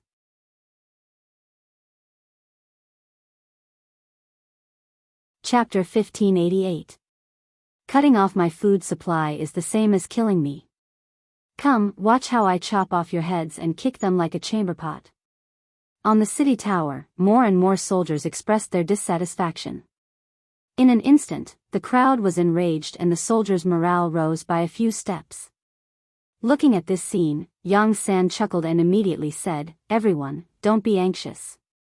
Fight well. There will be supper delivered in the middle of the night. However, everyone must defend and not let the enemy attack. Otherwise, not only will there be no food to eat, even the safety of your family in the city will not be guaranteed." Hearing that there would be supper at night, many soldiers immediately felt their bodies were filled with energy. One by one, they shouted, "Don't worry, with us here, we will defend our home. With this meal, our lives will be sold to the 5-star army. Yes, we will definitely defend the city with our lives and not let the 3 provincial armies take a step forward. Defend Yunnan Manor with our lives and kill all the enemies. Defend Yunnan Manor and kill all the enemies." On the city tower, the morale of the soldiers was even higher. Under such circumstances, the 3 provincial armies launched a siege. One could imagine what the outcome would be. In the following process of the charge, the soldiers of the three provinces truly experienced what it meant to change. It felt as if their opponent had suddenly changed. After countless of their comrades had died in battle, Yunnan Manor still stood in front of them without any signs of wavering. After a night of fierce battle, the three provincial armies showed a trace of fatigue. Originally, they thought that after their 80,000-strong army arrived at Yunnan Manor, they would be able to easily take down the city. After all, the news said that Yang Chendong only brought 500 black cavalry with him. Even if they had enviable firearms in their hands, this small number of people was only enough for them to protect themselves. Who would have thought that after fighting until now, not only had they not taken down Yunnan Manor, they had not even seen the person in charge. Their opponents were just some surrendered soldiers who had no choice but to, in addition to some ordinary citizens in the city, and the older ones. This kind of blow really made Rajiv and the others a little disappointed. They even began to doubt their own fighting strength. What's going on? How is it that Yang Chendong is able to unleash such powerful combat prowess? General Luo Guan asked in the main tent with a puzzled expression. Since it wasn't that his combat power wasn't good enough, then he could just find another reason to blame it all on Yang Chendong's command. This was a very good choice. No one knew how to answer this question. The morale of the people in the tent began to plummet. In fact, things were not as bad as they had imagined. As the defenders of the city, they had also paid a heavy price. After an afternoon and a night of intensive attacks, more than 10,000 surrendered soldiers were killed or injured. The civilians were even worse off. The number of casualties reached 20,000. This was the difference between untrained and trained. Those who had been trained would naturally be able to borrow strength and cooperate with each other. Those who had not been trained would only rely on their brute strength. If it weren't for Lang Feng's occasional attacks on the city walls, the city might not have been able to defend itself. Of course, this had a lot to do with the short amount of time they had to defend the city. Yang Chendong had promised everyone that he would only defend the city for 1 day and 1 night. Once the reinforcements arrived, they wouldn't have to risk their lives anymore. It was because of this hope that everyone could continue to persevere. Even though many of the civilians were still vomiting after seeing the blood, they endured it when they thought about how they would be able to return home with their silver. On the other hand, if there wasn't a time limit, their hearts would have been in chaos. Rajiv and the others didn't know this. They understood that the city was very difficult to attack, and the 5-star army's reinforcements were about to arrive. They had reached a point where they had to make a decision. They could either continue to attack the city and charge without caring about their losses. Or they could take advantage of the fact that the 5-star army's reinforcements hadn't arrived and immediately retreat as far away as possible to preserve their limited strength. As for what to do, the generals looked at each other and didn't make a final decision. Report. Just when everyone didn't know what to do, a messenger entered the main tent. Report, a young man who claims to be Mu Tsong is outside the tent. He says he has an important matter to discuss with all of you. Mu Tsong, the eldest son of Shiping King Mu Bin. Luo Guan and Wu Yingtu looked at each other. Others didn't know, but they knew this person's identity. Next, Luo Guan explained Mu Tsong's identity to Rajiv and the others. After hearing that this person had Shiping King's background, hope reappeared in Rajiv's eyes. Quickly, invite him in. At this time, Mu Tsong suddenly appeared outside the tent. Even if one thought with their toes, it was obvious why he was here. In the past, Shiping King was also a potential enemy of the 3 provincial kings. If this person dared to appear, he would definitely be captured alive.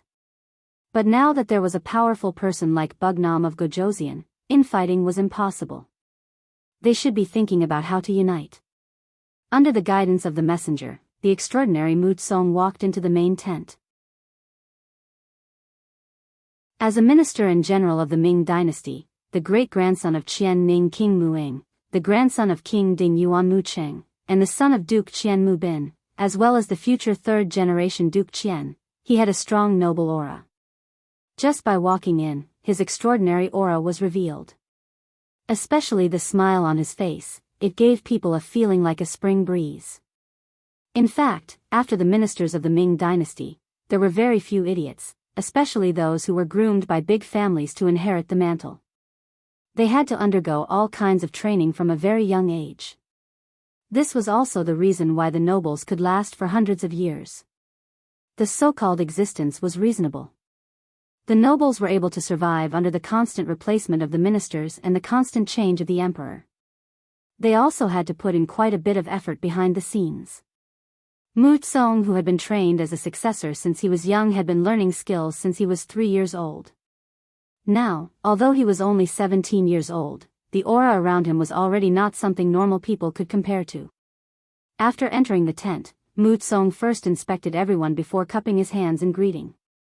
When he greeted Ravji and the others one by one, he called out everyone's names.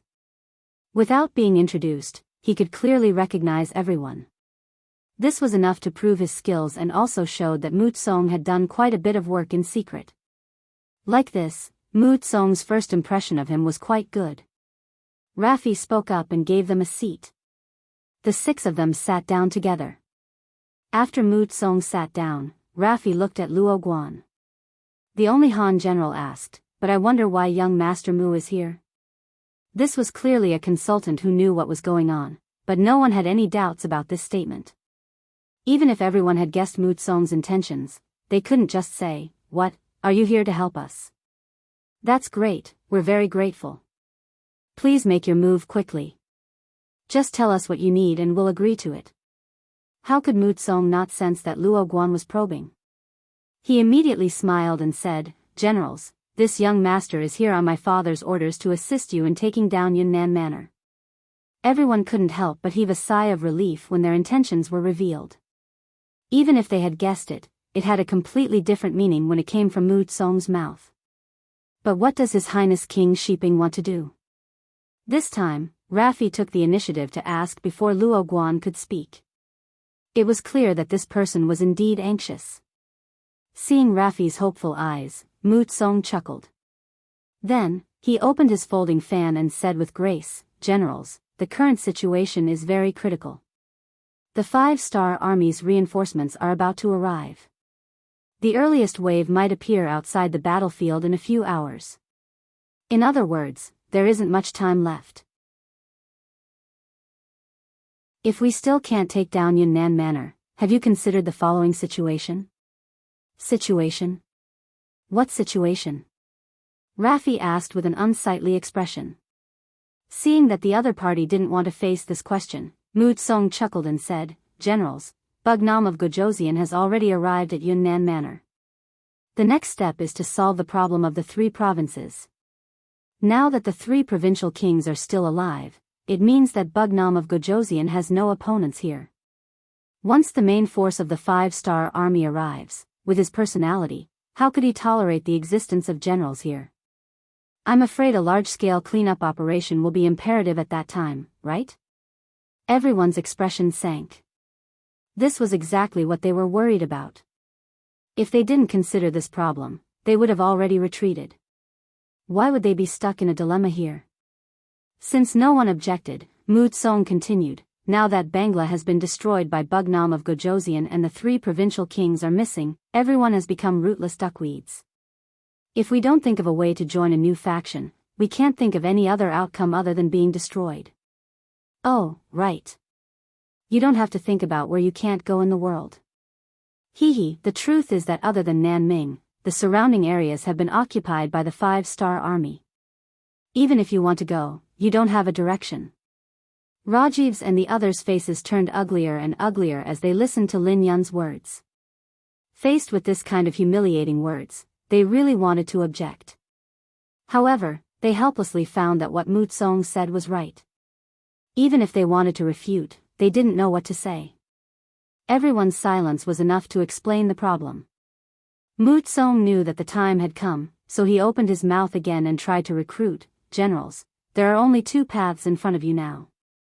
First, immediately surrender to Bugnam of Gojoseon and you might be able to keep your life.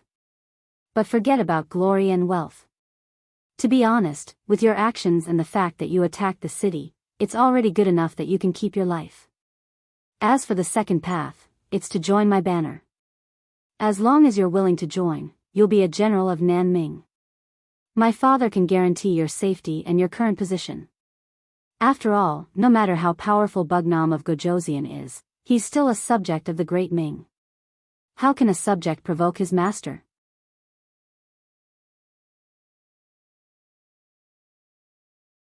Chapter 1589. The matter was finally made clear. Mutsong didn't seem to be in a hurry for everyone to express their stance. Instead, he put away his folding fan and slowly sipped on the tea on the table. However, from time to time, his eyes would vaguely sweep across the crowd, indicating that his heart was not calm at all. Coming as a lobbyist this time was also a risk. No one knew what Loveji and the others were thinking. What if they were prepared to surrender to Yang Chendong? Then wouldn't he be walking right into a trap and be captured to take credit? Although the possibility of this was very low, it was still possible. Therefore, Shiping King Mubin didn't agree to Mutsong coming as a lobbyist until Mutsong said it was a critical moment of survival. Yunnan Manor was where the Mu family had lived for generations. Without this place, they would have no roots, no weight, and no influence in the Southern Ming Empire. For the Mu family's future, and to thank the Great Ming Empire for their kindness to their ancestors, this risk was worth taking. That was why Mutsong appeared here. That was why he said those words. But in reality, his little heart was pounding rapidly. He was even prepared to die for a noble cause. Even if he died, he couldn't fall into Yang Chendong's hands and let Bugnam of Gojoseon use him to threaten his royal father. Mutsong carefully observed everyone.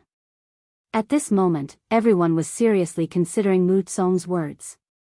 As he said, they really didn't have any other choice now. Disregarding everything else, it was indeed as the other party had said, they had no way out. If they couldn't take down Yunnan Manor and rescue Zhu Huiqiang before the 5-star army's main force arrived, then they really wouldn't have a place to live in the future. Could they rescue Zhu Huiqiang just by taking down Yunnan Manor? Who knew if this person was alive or dead, or had fallen into Yang Chendong's hands? If it was the latter, they probably wouldn't be able to find Zhu Huiqiang even if they took down Yunnan Manor. In that case, what was the point of taking down Yunnan Manor?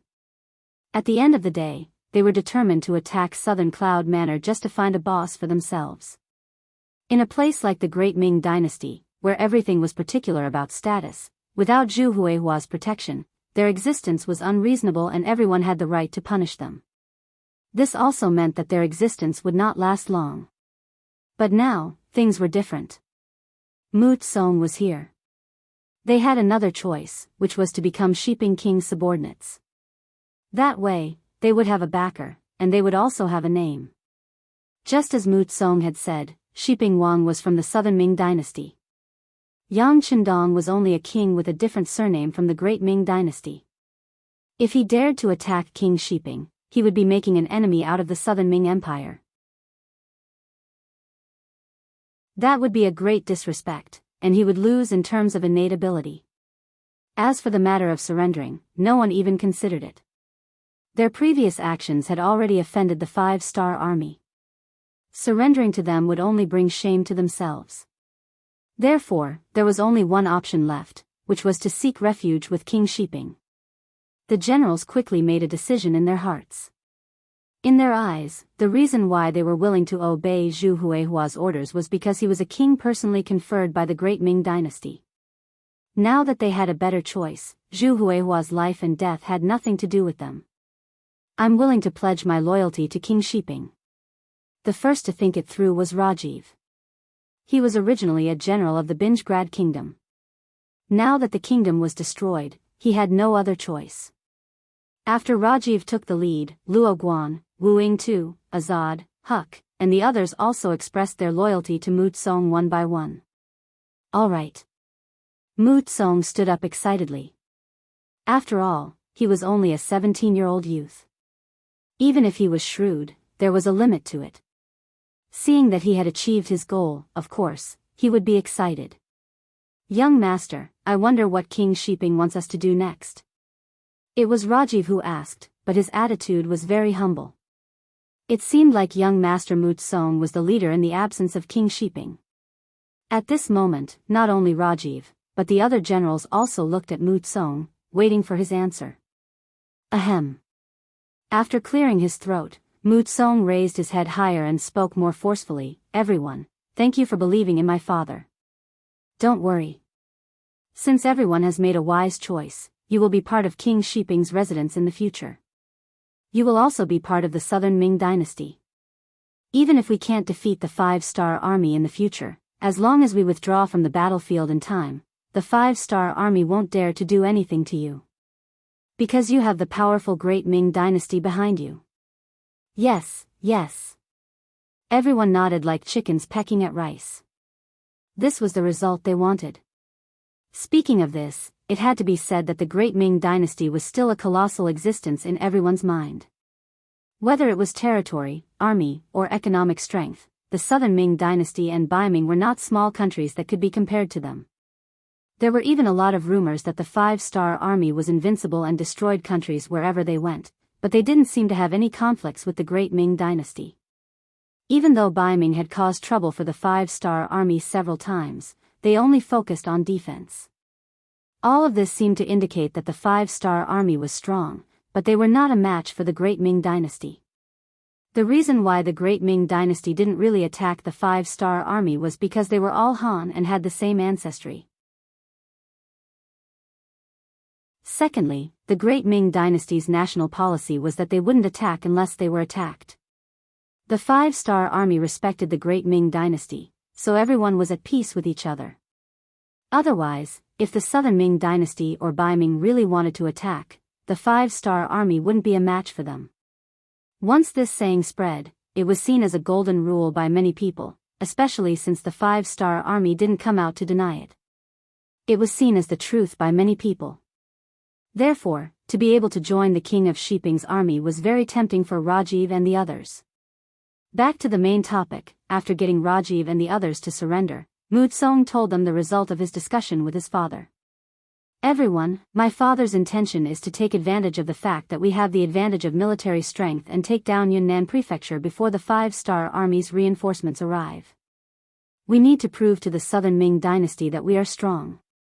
Only then can we get more support from the imperial court. At the same time, it's also a warning to Yang Qindong not to provoke us. Otherwise, he won't be able to bear the consequences. Well said. Rajiv and the others immediately cheered when they heard this. They had just joined the King of Shiping's army and urgently needed an opportunity to prove themselves. Taking down Yunnan Prefecture was the best way to prove themselves. With such a simple idea, everyone reached a consensus. This was exactly what Mu Tsong wanted. Under the premise that they had the same goal, the next step was to discuss the next military plan. The siege had to continue. Not only that, they also had to think of a plan to deal with the 5-star army's reinforcements. The generals began to use their talents and discussed.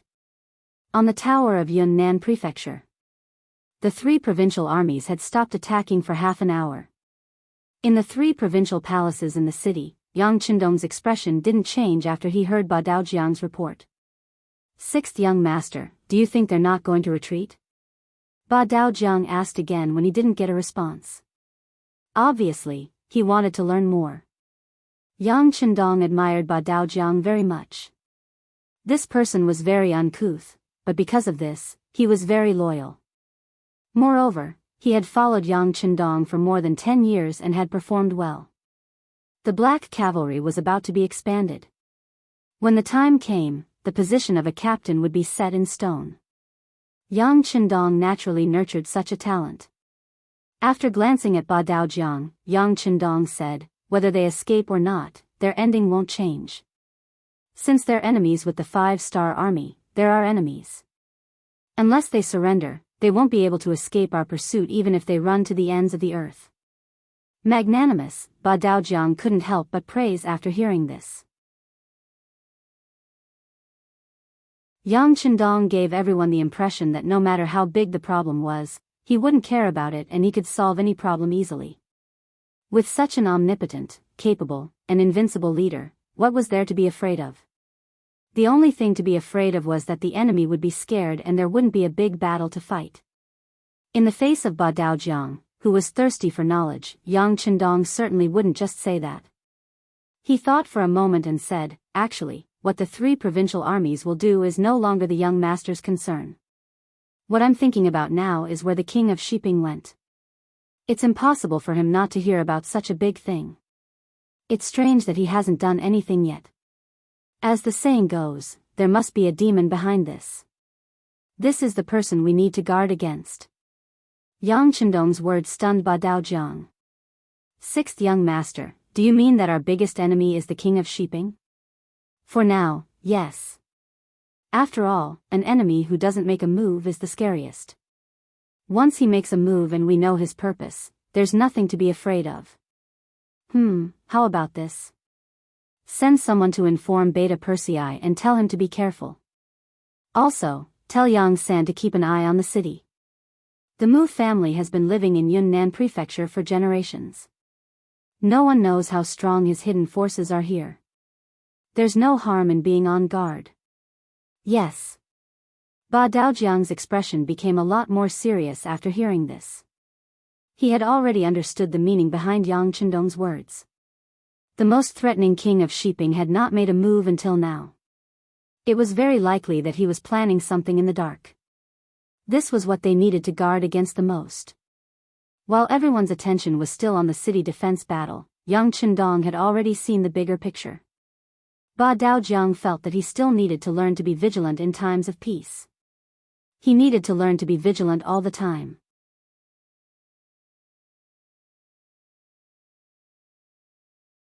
Chapter 1590. Just as Yang Chendong thought, a group of people were having a gathering in a rather large courtyard in the southern Cloud Manor. The courtyard was filled with people. If one looked carefully, one would see that their waists were bulging and they were all carrying weapons. At this moment, there was no one else other than the three great clans in Yunnan who could rise up such a force in the city. The three great clans of Yunnan referred to clans that had a certain amount of power and wealth. There were many forces like this in the entire Great Ming Dynasty. As big as the capital city of the Northern Ming Dynasty and the capital city of the Southern Ming Dynasty, such forces existed in small towns. This was what people often called the Shi family group. It could also be called the tyrant. Speaking of aristocratic groups, they were not only in the Great Ming Dynasty, but also in other countries. Yang Chendong's method of dealing with them was very direct. If words had to be used to describe it, it would be 4 words: uprooting them. Yes, uprooting them. No matter what kind of background they had or what kind of backing they had, even their country would be destroyed, so why would they care about a small force like yours? If you know what's good for you, take out 90% of your wealth, and we can spare your lives. However, you can't stay where you were before. You will have to move out like most people. This is also the best way to reduce their influence. On the other hand, if they encountered people who wanted money more than their lives, they would be killed. The money would directly go to Yang Xie's treasury and could be used to fill the treasury, making it much simpler. It was precisely because of this that without the existence of the so-called aristocrats, the security of the land occupied by Yang Xie quickly stabilized. After all, there was no one to organize them to resist the Han army, which was equivalent to having no opponents. All this time, Yang Chendong had dealt with the aristocrats of foreign races. He had not directly come into contact with the aristocrats of the Han. South Cloud Manor was the first town that the Yang faction had conquered. Naturally, some of the problems that had been hidden under the surface were exposed. Yunnan Manor was the capital of Yunnan. To be able to be called one of the 3 great clans, their influence was not something that ordinary small clans could compare to. Usually, they were in a competitive relationship. After all, the market was only so big. The more you did, the less you would get. So usually, they hated each other to death. But now, because they had a common goal, they were united. There was no such thing as an eternal friend in the world, only eternal benefits. The so-called 3 great clans were the Qin clan, Wang clan, and Li clan. Speaking of which, these 3 families all had a close relationship with the king of the 3 provinces, Zhu Huixin. They were either related to him by blood, affection, or direct interests. Let's put it this way, the reason why these three clans were able to grow so big was all thanks to Zhu Huichun's daily care. The reason why these three families were able to grow so big was because they had a very good relationship with the Mu family, who was previously known as the King of Yunnan. Now that Zhu Huichu's whereabouts were unknown, the three families did not know that the three provincial kings had been captured by Yang Qindong.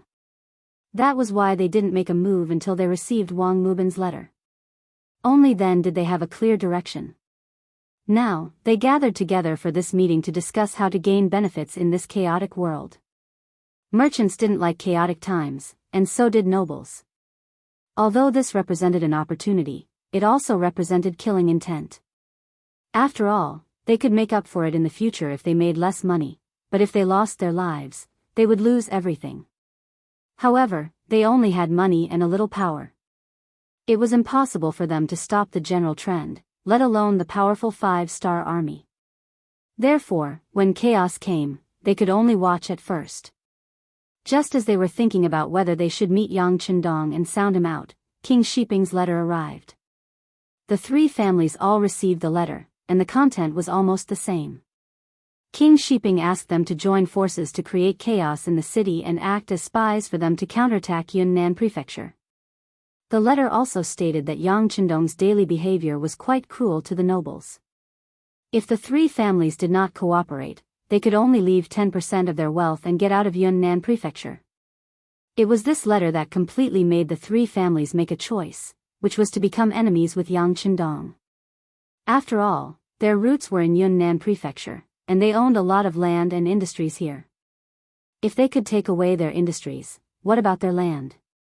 Therefore, once they really left this place, it meant that they would lose a lot.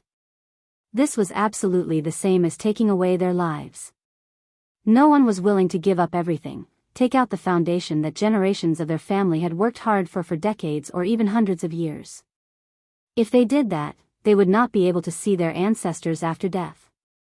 Since they didn't want to surrender, the only way left was to fight with their lives on the line. Fortunately, the main force of the five-star army had not yet entered the city, so they still had a chance.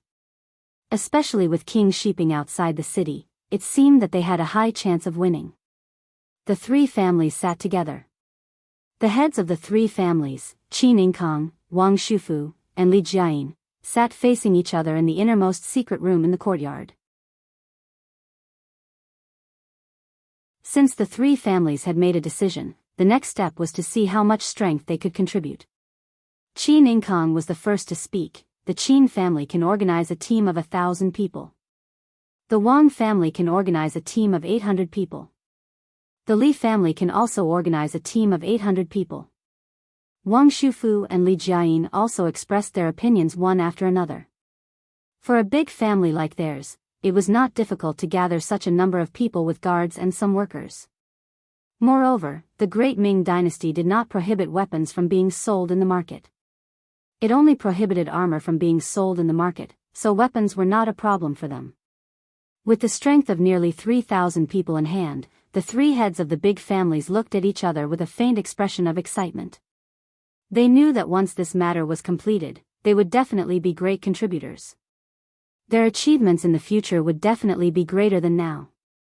If they could even capture or even kill Bugnam of Gojoseon alive, it was very likely that they would be heavily rewarded by the imperial court of the Southern Ming dynasty. That's right, the target of the three families was Yang Qindong, which was the original king residence of the three provinces where he was now. At this time, the defense of the king residence of the three provinces could be said to be extremely weak. All the forces that could be used were sent to the city tower to guard the city.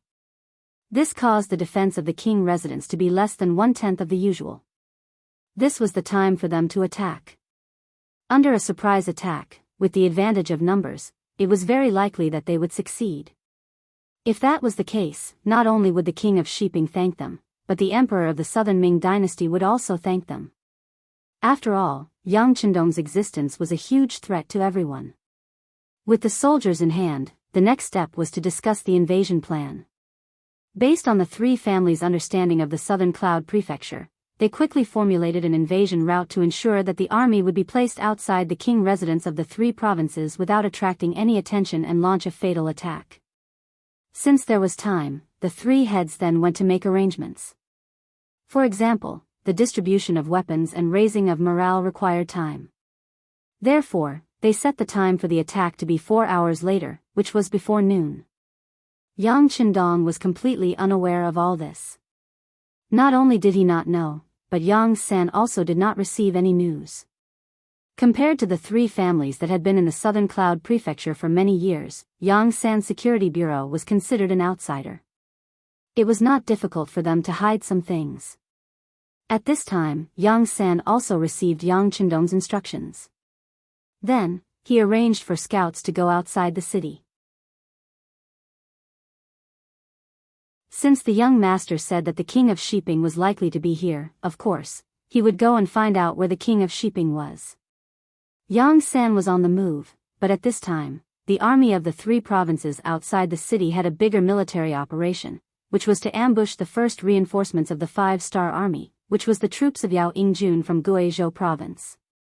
Taking advantage of the fact that they were the closest, Yao Yingjun persuaded Jiang Wuqing to surrender and led 20,000 troops straight to Southern Cloud Prefecture.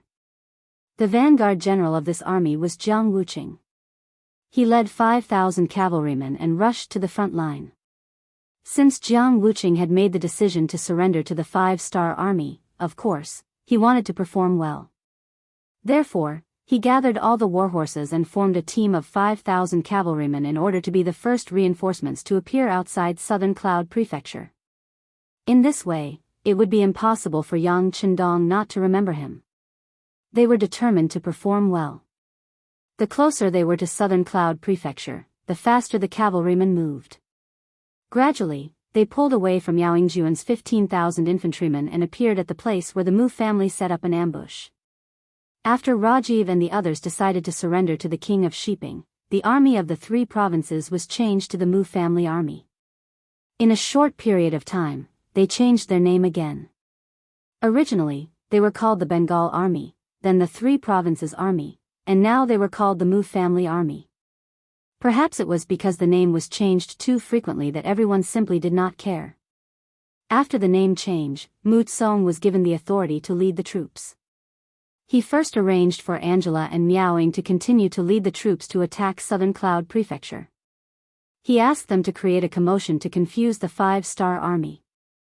Next, he brought Luo Guan, Azad, and Huck along with their 20,000 soldiers to set up an ambush on the official road from Xujing Prefecture to Southern Cloud Prefecture. This time, Mu Bin had made a good plan. He had only sent out 10,000 soldiers, but he had used righteousness to recruit more than 50,000 helpers. In this battle, no matter if he won or lost, he would not suffer too much loss. He could even take the opportunity to weaken the strength of these surrendered generals. Wasn't that perfect? He only had 10,000 soldiers, while Rajiv and the others had more than 50,000 soldiers. If the other party wanted to rebel against him, wouldn't he have no way to stop them? Now, whether it was a siege or an ambush, it was a good way to weaken the enemy's strength. When Rajiv and the others don't have enough troops, they would trust Zhao Hai more and be more obedient.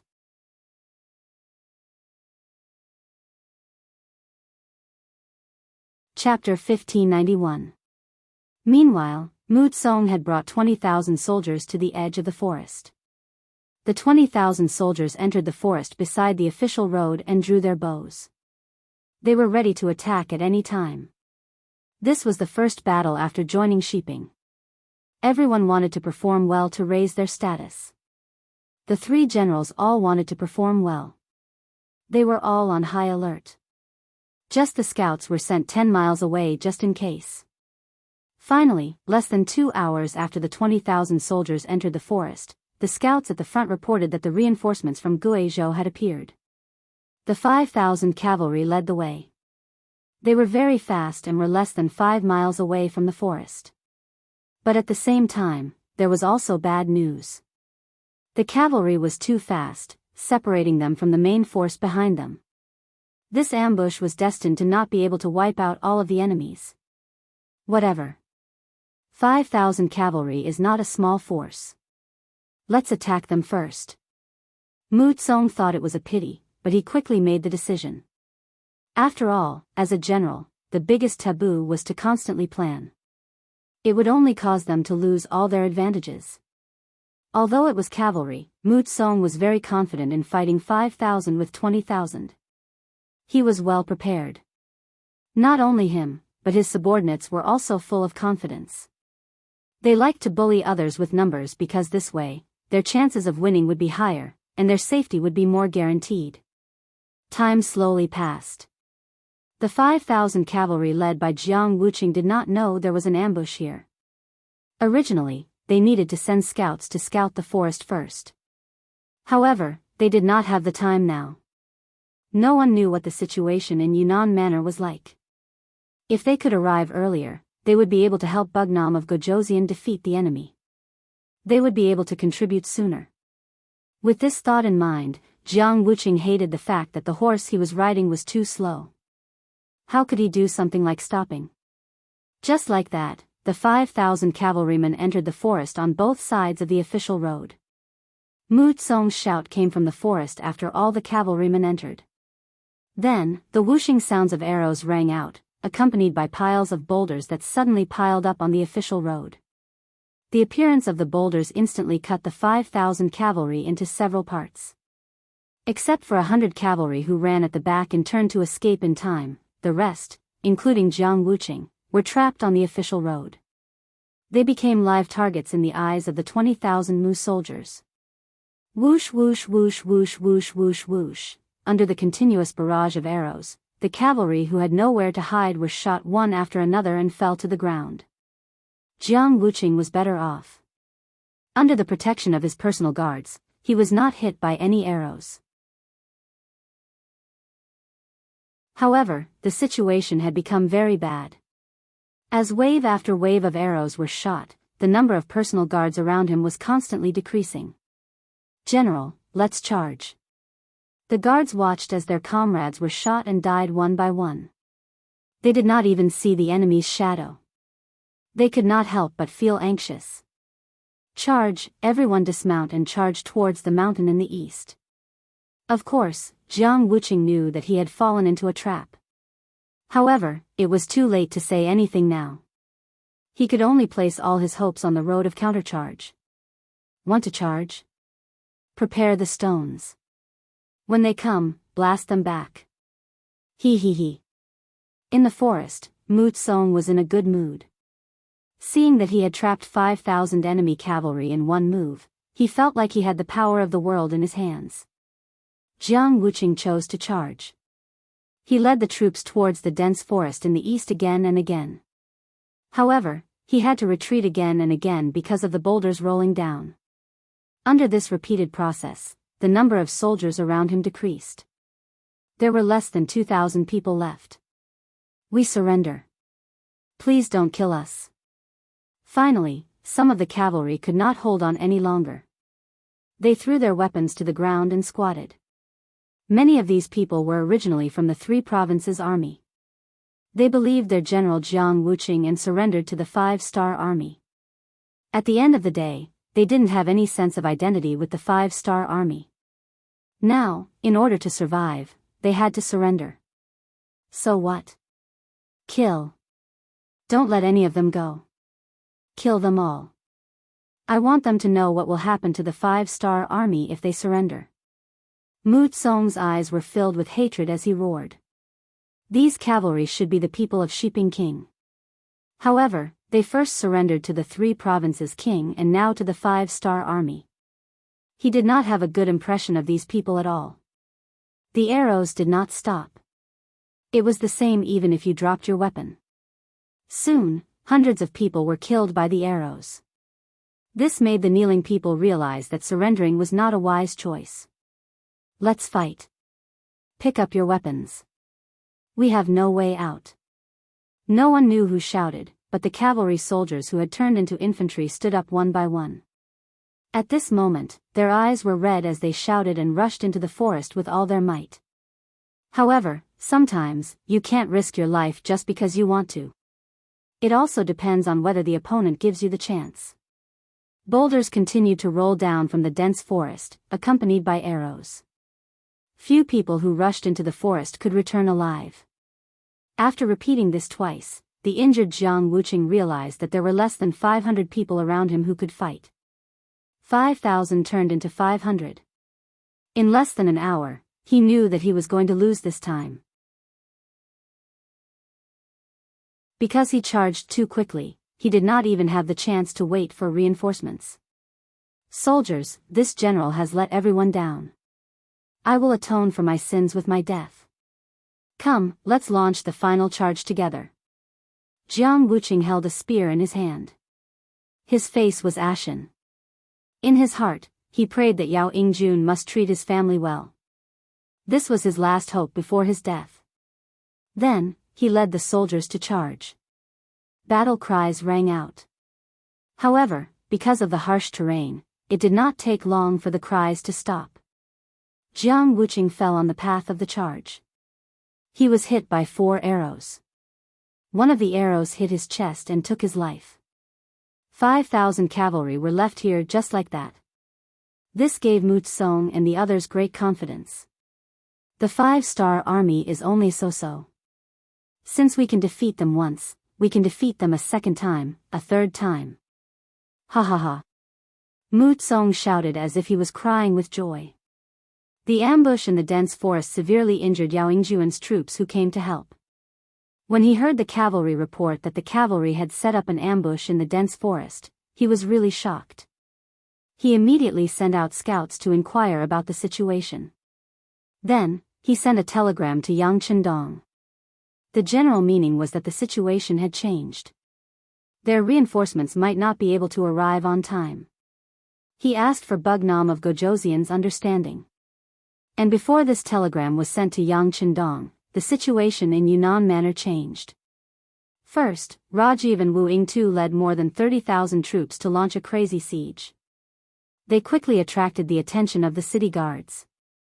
Under the fierce attack, the West Gate was in danger. Beta Persei had no choice but to send reinforcements from the other 3 gates. There was nothing wrong with this move. But this was exactly what Shiping King Mubin wanted. He already knew that Yang Chendong was good at bewitching people. It was obviously not feasible to take down Yunnan Manor from the front. So, he planned to sneak into the city. As long as he could succeed, the 10,000 troops he led would become the main force. When the time came, it would be no problem to take down the 3 provinces. For this plan, he had already sent a message to the 3 major families in the city. He asked them to send some people to the East Gate and cooperate with him to lead the army into the city. The 3 major families had already bet their lives on Shiping King. Naturally, they would cooperate with him. First, they sent 1,000 people to the vicinity of the prince's mansion in the 3 provinces and secretly controlled all the exits there to prevent Yang Chendong from escaping. Then, more than 1,000 people suddenly appeared after transferring troops from the East Gate to the West Gate. More than 1,000 guards from the 3 major families armed with various weapons still had some fighting power. The most important thing was that the timing of their appearance was too good. They caught the soldiers guarding the East Gate by surprise. Only 1,000 people and 500 surrendered troops were responsible for guarding this place. Even Beta Persei did not leave any main force here. He focused all his energy on guarding the West Gate. This gave the enemy an opportunity to take advantage of. The battle ended very quickly. The East City Gate was breached in less than a quarter of an hour due to the fact that their military strength and combat prowess were inferior to the enemy's. Then, the East Gate opened from the inside.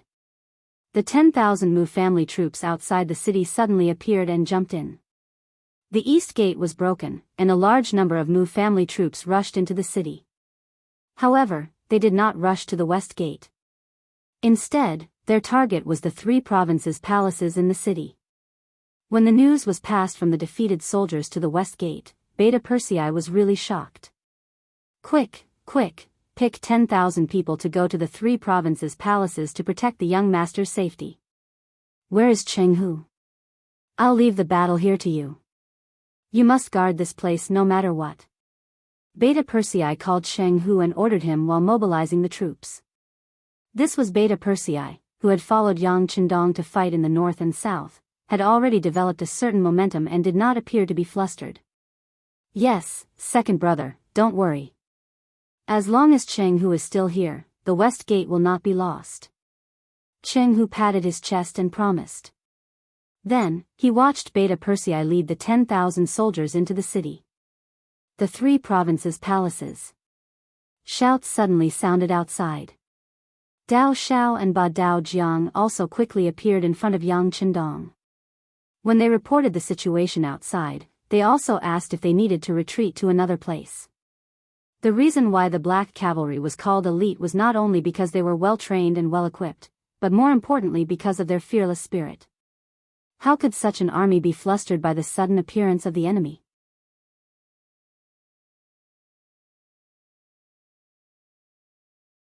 Chapter 1592. How's everyone's rest? Yang Chendong asked calmly. Although Mu Bin's move was beyond his expectations, with Datsang in his hands, there was nothing in this world that he was afraid of. The so-called everyone was naturally referring to the Black Cavalry. They had been fighting for days and fired countless shots. Their bodies had reached a point of fatigue, and they had lost a certain amount of combat power the day before. Fortunately, they had not been given any tasks for the day, so they were able to rest well. Although they had not fully recovered, they had at least recovered 70 to 80% of their combat power. It would not be a problem for them to join the battle again. Everyone has rested enough. Please give the order. 6th young master, Dao Xiao and Ba Dao Jiang stood at attention and said confidently. All right, since that's the case, I'll distribute the weapons. Whether or not we can defend this place will depend on the Black Cavalry. Yang Chendong looked at Dao Xiao and Ba Dao Jiang with trust in his eyes. They had not taken a single step back when they were surrounded by Zhu Huiqiu. Now, Shiping King had come in a hurry. What was there to be afraid of? Yang Chendong believed in the 500 Black Cavalry under him, but he believed in himself even more. Yes. Dao Xiao and Ba Dao Jiang saluted again. When they left the palace, they were filled with confidence. The 3 gates of the 3 provincial palaces had already been surrounded by the 3 great families.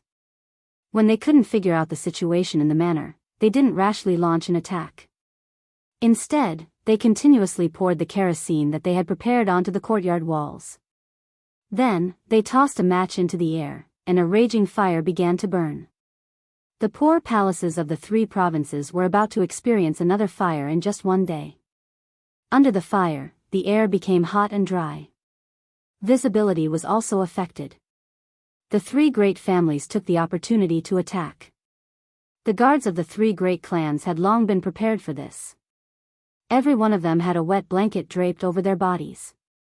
They kicked open the door that had already lost its frame due to the fire, and loudly shouted as they charged into the courtyard. Da-da-da-da. Da-da-da-da. Concentrated gunshots rang out, and after a sweep, the first few hundred guards who rushed into the courtyard fell into a pool of blood. When the others saw that the situation was not good, they hurriedly retreated. Ba Dao Jiang, who was in charge of the first line of defense, was busy reloading his Type 95 rifle as he spoke with a look of disdain. You're delusional enough to think that you can take on our Black Cavalry with such little ability. You really don't know how to write the word death. They had lost nearly half of their men in a single charge. The patriarchs of the 3 great clans had ugly expressions on their faces. They finally knew why the 3 provincial kings were defeated by the 5-star army in their own territories. With such a tyrannical firearm, Zhu Huiqiu's defeat was not a loss. Just as they were lamenting, Wang Mubin of Shiping finally arrived with his troops. After understanding the basic situation, he ordered them to continue attacking without hesitation. Although doing this would result in a huge loss, Mubin had no other choice. If he couldn't quickly take down the 3 provinces' kings' palaces and capture Yang Chendong, he might be surrounded by the 5-star army. Mubin gave the order to attack, and at the same time, promised a high position and generous salary. Anyone who could capture Yang Chendong alive or find his corpse would be promoted by 3 ranks and rewarded with 10,000 taels of silver. Generous rewards would attract brave men, and there were many people who would sacrifice their lives for money. Not to mention, on the surface, they seemed to have the upper hand. At that moment, the main gate, side gate, and back gate were filled with battle cries. The less than 500 black cavalry needed to defend these 3 gates, and suddenly, the pressure on them increased. The greatest damage of firearms came from their intimidation. When no one was afraid of firearms, they needed to show their killing power. However, the black cavalry had less than 500 men, and they were facing more than 10,000 opponents. The pressure was unimaginable. "Young master, let's break out of the encirclement." Dao Shao appeared in front of Yang Chendong for the second time, and his face was filled with anxiety.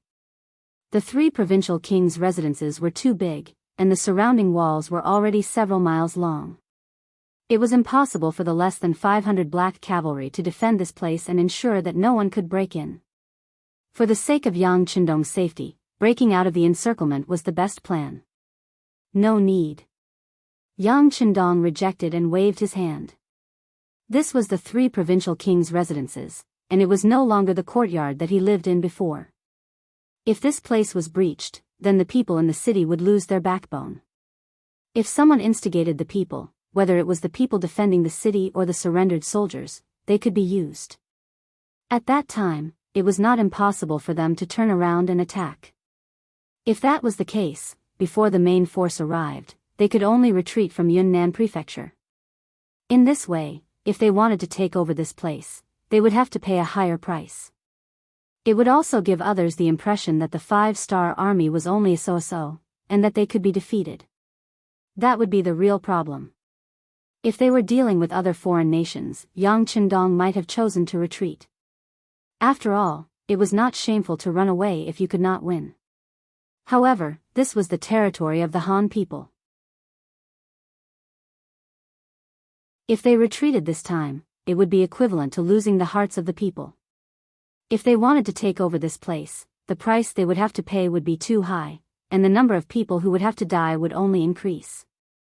This was not something that Yang Chendong wanted to happen. Therefore, Yang Chendong could not retreat at this time. "Dao Shao, you can withdraw a certain amount of the defensive line, give up on the outer courtyard, and just defend the inner courtyard. As for other things, don't worry about them." Yang Chendong had already made a decision. Since the black cavalry was having a hard time defending, it was time for him to make a move. Although Dao Shao still wanted to say something, since it was an order from his master, he had no reason to object. He agreed and went to arrange it. After he left, Yang Chendong's body flashed and entered the large warehouse. A row of neatly arranged firearms appeared in front of him. What should he use? If there were no black cavalry here, Yang Chendong could use the V-10 helicopter to kill everyone. If there were no black cavalry here, Yang Chendong could also use a tank with thick armor to kill the enemies. However, it was clear that there were black cavalry here. If he summoned these things, how would he explain it? Most importantly, the current situation was not a matter of life and death. Forget it. The image of Sylvester Stallone in The First Blood flashed across his mind.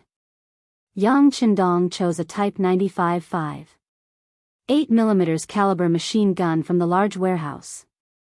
Type 95-5. 8mm caliber machine gun. The empty weight of the gun was 3.95 kilograms, 840 millimeters long, and had a range of 600 meters. It was loaded with either 30 bullets or 75 bullets. It was a powerful killing weapon. Yang Chendong took off his coat, put on a bulletproof vest, Kevlar on his head, and military boots on his feet. After his body was covered with bullets, Yang Chendong reappeared in the main hall. "Come on, let's fight." In a flash, Yang Chendong rushed out of the main hall. With his master-level skills and combat power, he nimbly headed for the outer courtyard. Outside the 3 provincial palaces, as the fire burned, reinforcements arrived in batches. The first to arrive were nearly 300 members of the Langia Special Forces. Previously, they had been cooperating with Yang San to investigate the situation in the city.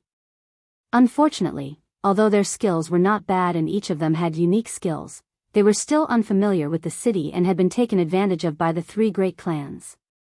When they heard that the three big families had cooperated with Shiping Wang to take down the West City Gate and headed towards the three provinces, the members of the Iron Tiger team roared in anger. This was simply a provocation to the Wolf Fang Special Forces. This was something that they could not tolerate. Bring your weapons and set out. Kill whoever you see. No one is allowed to live. Iron Tiger was ruthless. Although the opponent this time was also Han, they dared to harm the sixth young master. In their eyes, they were already aliens and could only die. The second batch of reinforcements was the secret agents of the Security Bureau led by Yang San. There were not many of them, only about 300 or so. There were also many non-operational personnel, but when Yang Chendong was in danger, what they had to do was to kill. Whether they could kill or not, they had to kill. The third batch of reinforcements was the 10,000 soldiers led by Beta Persei. However, due to the distance, it would take a lot of time to reach the palace. The sound of gunfire continued in the palace, and the attack continued. Because there were too many places to defend, the number of people was obviously insufficient. The Black Cavalry began to retreat from the outer palace to the inner palace. However, there was another figure who was the opposite of them. He was moving from the inner palace to the outer palace. He was Yang Chendong, who was covered in ammunition. Although the equipment on his body weighed dozens of kilograms, it did not hinder his movements at all. He easily leaped over the 2-meter-high wall with a single run. This was one of the benefits given to him since he transmigrated. He was originally a soldier king in his previous life, so his physical fitness was extremely strong. After the enhancement in this life, he was already invincible. After jumping over 2 walls and brushing past the Black Cavalry, he finally saw the first batch of opponents. This was a group of about 50 guards. Go to hell. Without any superfluous words, Yang Chendong raised his gun and fired. At this time, someone who could come to the palace of the three provinces with a sword in hand and an aggressive look, was not an enemy. He really couldn't imagine who it could be. A magazine of bullets shot out as if they had eyes, not giving any opponent time to react. The sound of gunfire rang out, and their bodies fell to the ground. One after another, the team of 50 people only changed a magazine before they all died. Whoosh! With a flash of his figure, Yang Chendong had already left this place. His massacre had only just begun. In the later years, there were similar scenes in some movies and TV series, but they were often questioned by the so-called experts and beasts. How could a person fight against 10, 100, or even 1,000 people? This was simply unscientific. However, when they saw a hero confronting a regiment or even a division in a Western movie, they often opened their mouths and praised it, saying how realistic it was.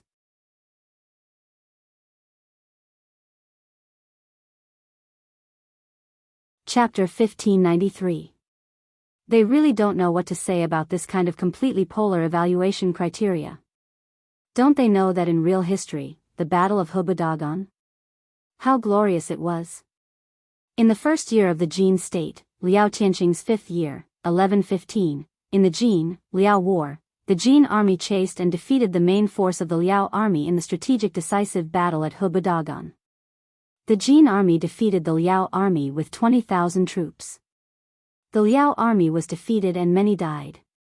Defeating 700,000 people with 20,000 happened in the era of cold weapons. Yang Chendong was equipped with modern firearms and had the physical condition of a master. Under the endless supply of bullets, it was normal for him to create miracles. One man and one gun strode out of the mansion, and wave after wave of guards died under the muzzle of his gun. After the power of the guards was almost destroyed, the Mu army appeared. They were all wearing the same military uniform and armor, which made them look majestic and awe-inspiring. But it was useless. In the face of Yang Chendong, who was holding a heavy machine, they were only sending themselves to death.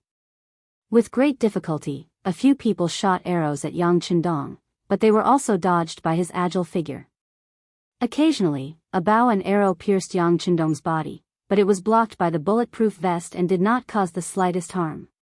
Facing the elite forces of the Mu army, Yang Chendong's gun sounded again, and the enemies fell to the ground one after another.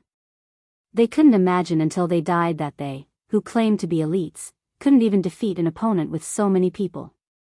Of course, it was not that they didn't encounter danger. After all, so many Mu army had rushed into the mansion. But those who came into close contact with Yang Chendong were either killed by his heavy machine gun or thrown aside by his magical steps.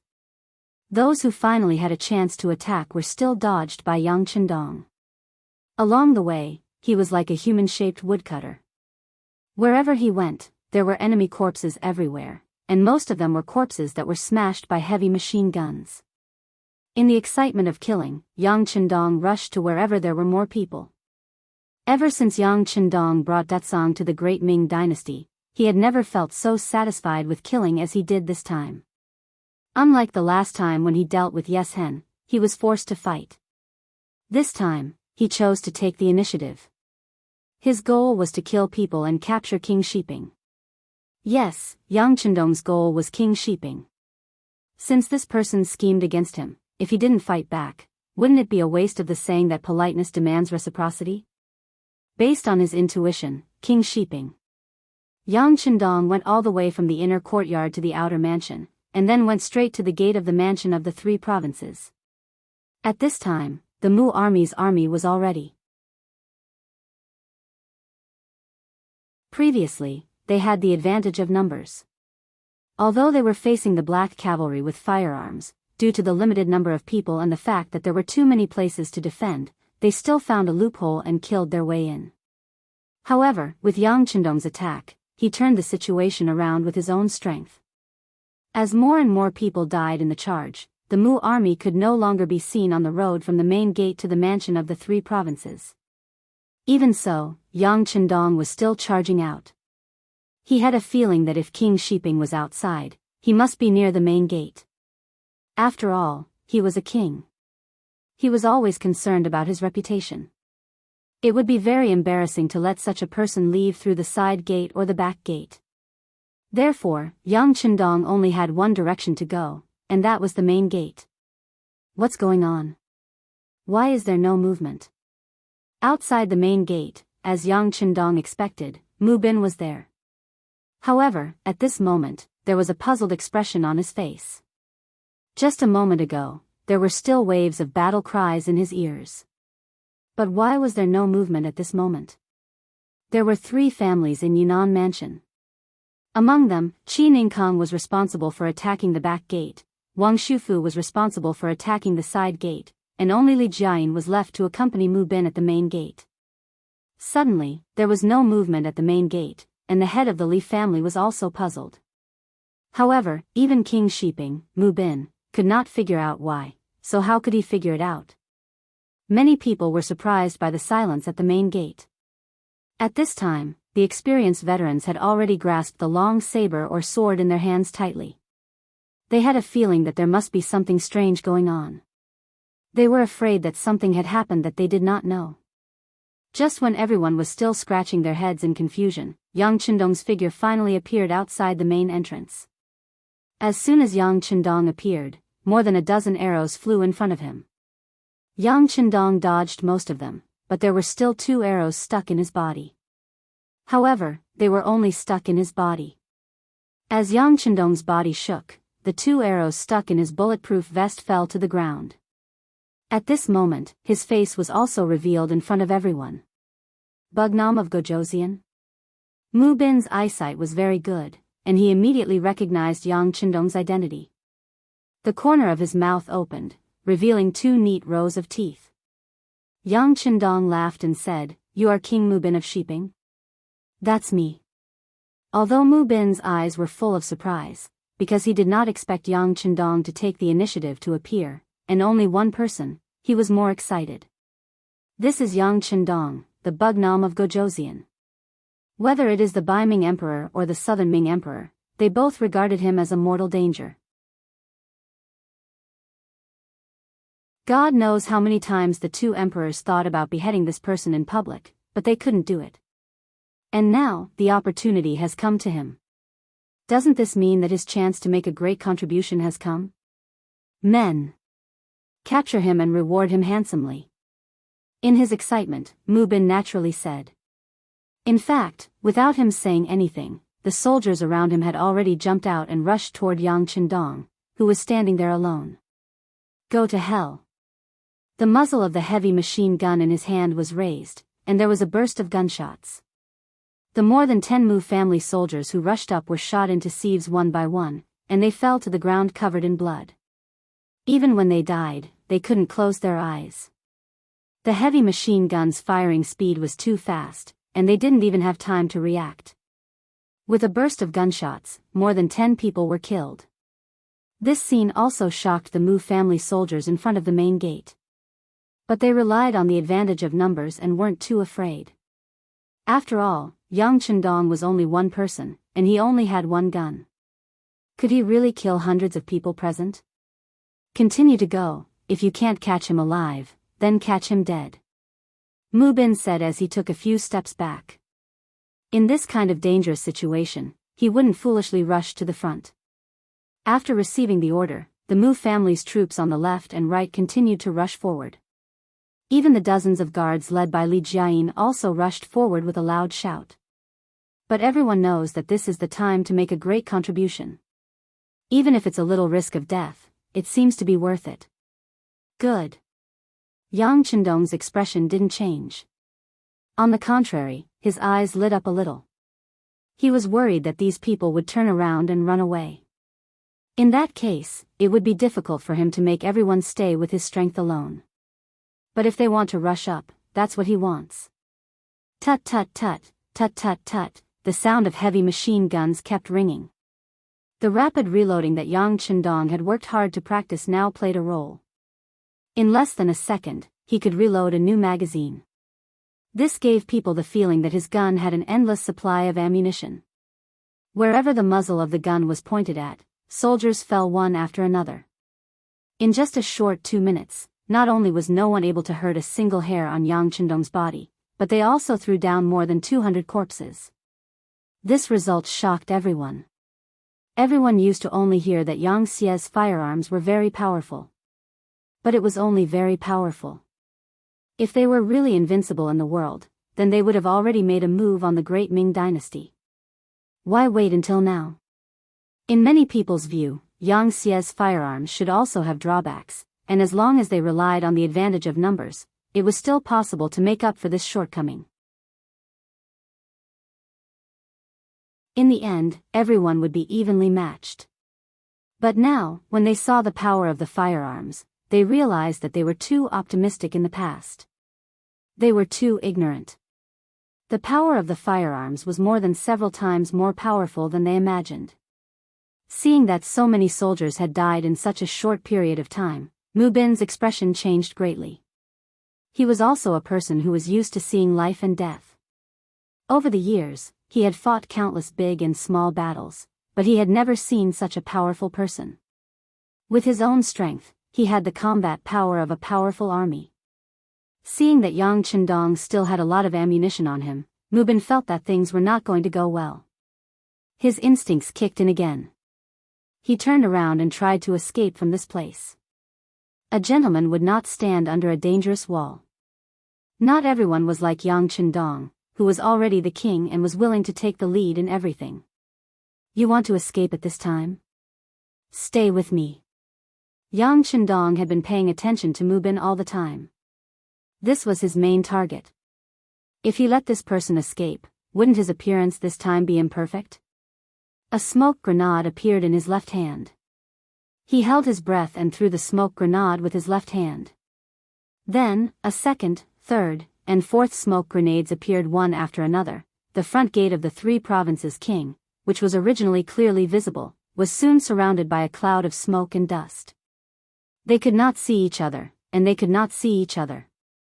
It was especially chaotic. During this period, there were many violent coughs, which were stimulated by the smell of the smoke grenades. Yang Chendong, who had been holding his breath for a long time, was not affected at all. Instead, he turned his body again and quickly came behind Mu Bin, who was trying to escape. Then, he reached out his left hand and grabbed at Mu Bin's neck.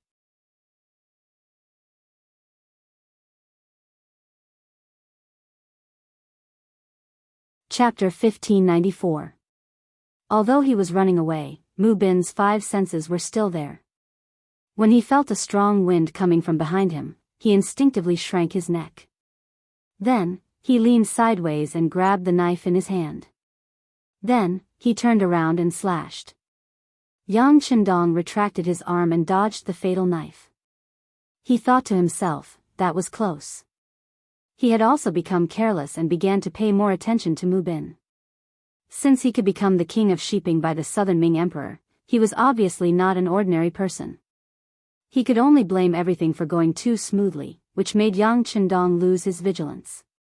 Fortunately, his agility saved him. No matter what, his opponent did not hurt him.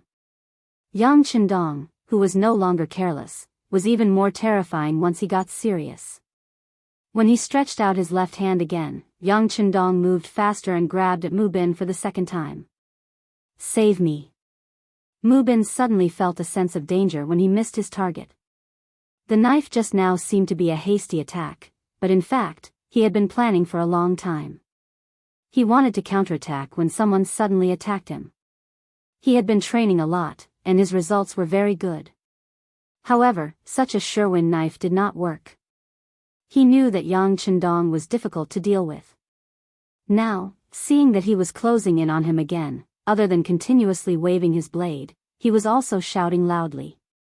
King of Shiping was indeed the king of Shiping, especially a king like him who had been guarding the territory. He had been practicing martial arts since he was young, so he was quite skilled. Yang Chendong did not manage to catch him twice. He only managed to grab the saber at his waist and forcefully snatched it away. And it was at this time that several Mu family's bodyguards appeared in the surroundings. They were all veterans who had followed Mu Bin for hundreds of years, and each of them had extraordinary skills. Although they could not exert 100% of their strength because of the smoke bombs, they still rushed over when they heard the commotion. One by one, they rushed toward Yang Chendong desperately, just to give their king a chance to escape. Scram! Yang Chendong shouted. He swung the heavy machine gun as if it was an iron rod. This was also because everyone was too close to each other, so shooting was limited. But even if he doesn't use firearms, Yang Chendong is a grandmaster. Why would he be afraid of a few Mu family soldiers? The heavy machine gun abruptly turned into an iron rod and accurately smashed under the Mu family's bodyguards who were rushing over. One by one, they were sent flying back in the same way they had rushed over. They screamed miserably as they were sent flying. Yang Chendong took an elegant step, still approaching Mu Bin step by step. Even though there were a few bodyguards blocking the way, the distance between the two sides was less than 10 steps. At such a distance, Yang Chendong was still confident that he could capture Mu Bin alive. It was like a cat catching a mouse. One was chasing and the other was escaping. The distance between the two sides was quickly closing. Perhaps sensing that he couldn't run away, Mu Bin turned around fiercely and shouted, "I'm going to fight you to the death." Then, he bumped into Yang Chendong. He still underestimated Yang Chendong. His 5 senses were already extraordinary.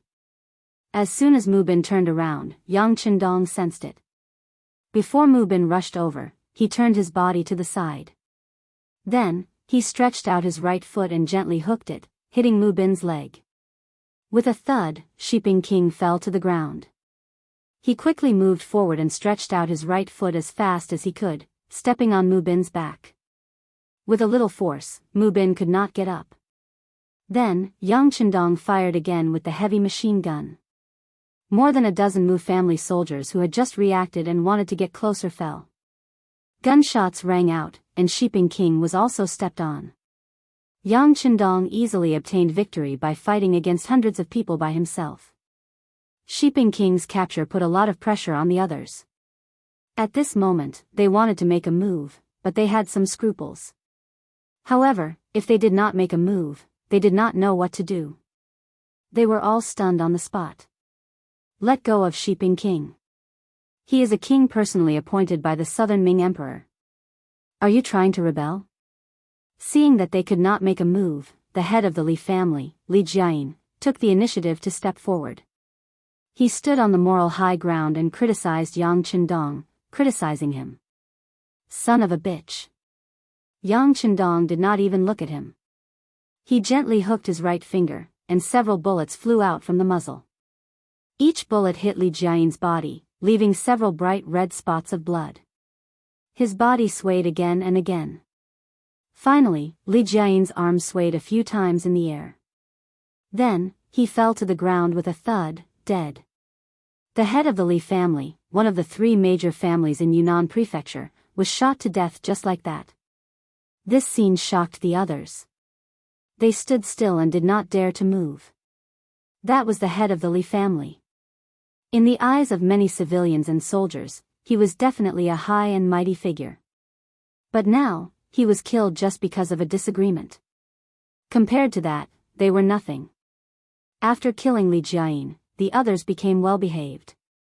Yang Qindong could finally breathe a sigh of relief. Yang Qindong was also a little tired after the massacre. After all, he was a human, not a god. Plus, with such heavy equipment on him, ordinary people would not be able to stand just running back and forth. Fortunately, he had a stronger physique than the others. Not long after, shouts came from behind him. Kill! Charge in and save the 6th young master.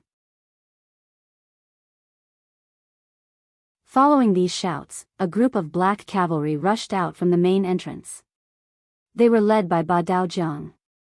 Everyone's eyes were red, and each of them carried firearms. They looked like they had just walked out of a mountain of corpses and a sea of fire. Ba Daojiang only found out later that Yang Qindong was gone. Originally, he thought that he had gone to the telecommunications room. It was only when Director Wang Shan came to ask for instructions with a telegram from Yao Yingjun that Beta Persei found out that the young master was gone. There was no need for Ba Daojiang to explain what it meant for someone to disappear at this time. Ba Daojiang could imagine it. Previously, Yang Qindong had broken out alone and attracted the attention of the assassins. After that incident, Ba Daojiang blamed himself, thinking that he had not done his duty. Now that Yang Qindong had disappeared, one could imagine how anxious he was. After leaving the side entrance to Dao Shao and the back entrance to the other black cavalry, Ba Daojiang led hundreds of black cavalry to break out from the main entrance. Along the way, all he saw were the corpses of his enemies.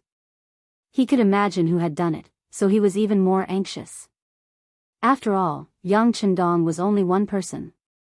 If he discovered something unexpected, there would be no one to inform him. The more he thought about it, the more anxious he became. Ba Daojiang and the others charged faster and faster. Finally, they appeared at the main entrance and finally saw Yang Qindong. When they saw that the young master was safe and sound and that there was a person under his feet and that there were corpses all over the ground in front of the young master, Ba Daojiang heaved a sigh of relief. Then, he led the black cavalry straight to Yang Qindong. The black cavalry also charged out. Seeing that there was no chance to attack Yang Qindong, the other Mu family soldiers at the main entrance wanted to escape. However, at this moment, gunshots rang out again. This time, they did not hit their bodies. Instead, they hit the air. If you don't want to die, stay where you are. Otherwise, the gun doesn't have eyes. They had already seen the power of the firearms. Who would dare to escape? Previously, they had taken action because there was a glimmer of hope. Now that even their last hope was gone, everyone had lost their will to resist. All they wanted was to save their lives. When everyone stopped moving, the black cavalry held them down one by one and tied them together one by one. The overall situation was now settled. The shouts just now were getting closer and closer. Soon, Beta Persei took the lead and appeared in front of Yang Qindong. When he saw the scene in front of him, Beta Persei involuntarily knelt on the ground. His eyes were full of joy. After Shiping King led 10,000 troops into the city through the East City Gate and headed towards the Three Provinces Palace, Beta Persei was like a mad dog. He led 10,000 people and rushed towards the three provinces' palace. During this period, he also encountered people from the three great clans and the Mu family's army. However, Beta Persei bravely rushed forward as if he did not care about his life. Anyone who blocked his way was either killed or seriously injured. But even so, he was still anxious. Although he was full of confidence in Yang Chendong, he was still afraid of what might happen. After finally rushing over and seeing that Yang Chendong was fine, Beta Persei felt exhaustion fill his body. He knelt on the ground with a plop. "Go, help Beta Persei up." Seeing that this was caused by physical exhaustion, Yang Chendong hurriedly said to Biyao. Then, he lifted his foot and let the other black cavalry come forward and hold down Shiping King Mubin. While removing the heavy machine from his body, Yang Chendong walked in front of Beta Persei and asked, "How's the situation outside?" After taking a few deep breaths, Beta Persei recovered some of his physical strength. He hurriedly got up and replied, "There's no big problem outside. Jianghu and the others are watching over there. They can't rush in." The battle to defend the city was not the key now. The Mu family's army had diverted some of their forces to block the reinforcements. Shiping King had also personally rushed into the city. It seemed that the so-called siege was just a way to lure the tiger away from the mountain. Previously, when they had sufficient forces, they could not take down Yunnan Prefecture. Now that the forces were scattered, it was even more impossible to take down the city. Yang Chendong nodded after hearing this. At this time, Wang Shan ran out of the mansion and delivered the telegram sent by Yao Yingjun. "Tell Yao Yingjun to just defend and wait for reinforcements. He just needs to keep an eye on the people who set up the ambush and don't let them escape." Since Shiping King had been captured, Yang Chendong no longer had anything to worry about. He also knew that his opponent had used up all of his tricks. Even so, it did not matter whether the reinforcements arrived earlier or later. The calmer Yang Chendong's tone was, the better everyone's expression became. Since the sixth young master said that it would be fine, it must be fine.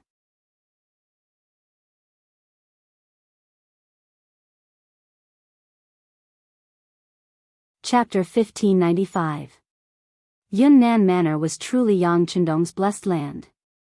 He had only stayed here for a few days, but he had already captured the king of three provinces, Zhu Huihua. Now, even the king of Shiping, Mu Bin, was also captured. One must know that it would be very difficult to capture these two kings if they were to go to war. Even if the enemy was crippled, they might not be able to capture these two kings. It had to be said that Yang Chendong was very successful as bait. With the capture of the king of Shiping, good news came one after another. Yang San, Tai Hu, and the others appeared one by one. They did not come empty-handed. They cooperated with Captain Dao Shao to eliminate the Mu army that was attacking the side and back doors of the Wang mansion. They also captured some captives, such as Qin Inkong and Wang Shufu, the Qin family's patriarch of the three great families of Yunnan Manor. They were also among the captives. With these people arrested, the Southern Cloud Manor finally calmed down. After learning that the fastest reinforcements would arrive at Yunnan Manor at night, Yang Chendong said to everyone, "It's time. Everyone, get ready to counterattack." It was time to counterattack. All the generals had excited expressions on their faces. These days, although their achievements were not small, if one looked carefully, they had always been passively taking a beating. They always had to wait for the other party to make the first move before they could react. This was not a good feeling, and it made everyone who was used to taking the initiative to attack very uncomfortable. Fortunately, this difficult time was about to pass. The main force of the five-star army was about to arrive, and they could finally launch a counterattack without any scruples. Yunnan Manor began to get busy. Yang Xinjiang led Beta Persei, Yang San, Tai Hu, and the others to begin to formulate a counterattack plan. Outside the city, Lufji, who was still attacking the city, did not know what was happening inside the city. The West Gate, which was originally captured by the Mu army, had long been recaptured by the five-star army. At this point, the the news outside the city was completely cut off. Ravji was still leading his troops to attack the city. In order to protect Shiping King who was in the city, the forces attacking the city were very aggressive. In just 4 hours, they had launched several attacks and lost more than 8,000 generals. In addition, there were also countless casualties. Seeing that there were only about 10,000 soldiers left, Ravji's expression turned ugly. He looked at Wu Yingtu and asked, "General Wu, do you have any ideas?" "My ass." Wu Yingtu, who was in a very bad mood, said angrily. Even though he was the Miao king, Wu Yingtu had not been doing well all these years. Firstly, there were too few Miao people, especially the young ones. Unlike the Han people, where a new batch would be born very quickly after the first batch was killed, the Miao people had a very small population, so their growth cycle was naturally very long. In order to fight for more benefits for the Miao people, Wu Yingtu had brought all the young people in the tribe out, all for the sake of fighting for more benefits. This was the last of his strength in the Miao people. However, in this battle, 70% of his 10,000 brave Miao soldiers died. Now, there were only 3,000 Miao people left, and more than 1,000 of them were injured. This result made him very depressed. So what if they won this battle? With this small number of people, when they split the benefits later, what he would get would be next to nothing. The drastic reduction in strength made Miao Yingtu very unhappy. When he heard Rajiv ask him, it would be strange if he had a good attitude. Rajiv had no other choice. He had only asked, but he did not expect to hear such an answer. His expression was very ugly, alternating between red and white. In the end, he did not say anything and left. At this moment, in Rajiv's eyes, Miao Yingtu had already formed a concept, that was, a person who was not worth his time. "Men, get on a horse and contact young Master Mu. Ask for instructions on what to do next. Also, stop the siege for now." Rajiv was able to get to where he was today because he was a man with brains. After continuously attacking the city for more than 4 hours, not only did he fail to take down the city, he also suffered heavy losses. More importantly, he only had about 10,000 soldiers left.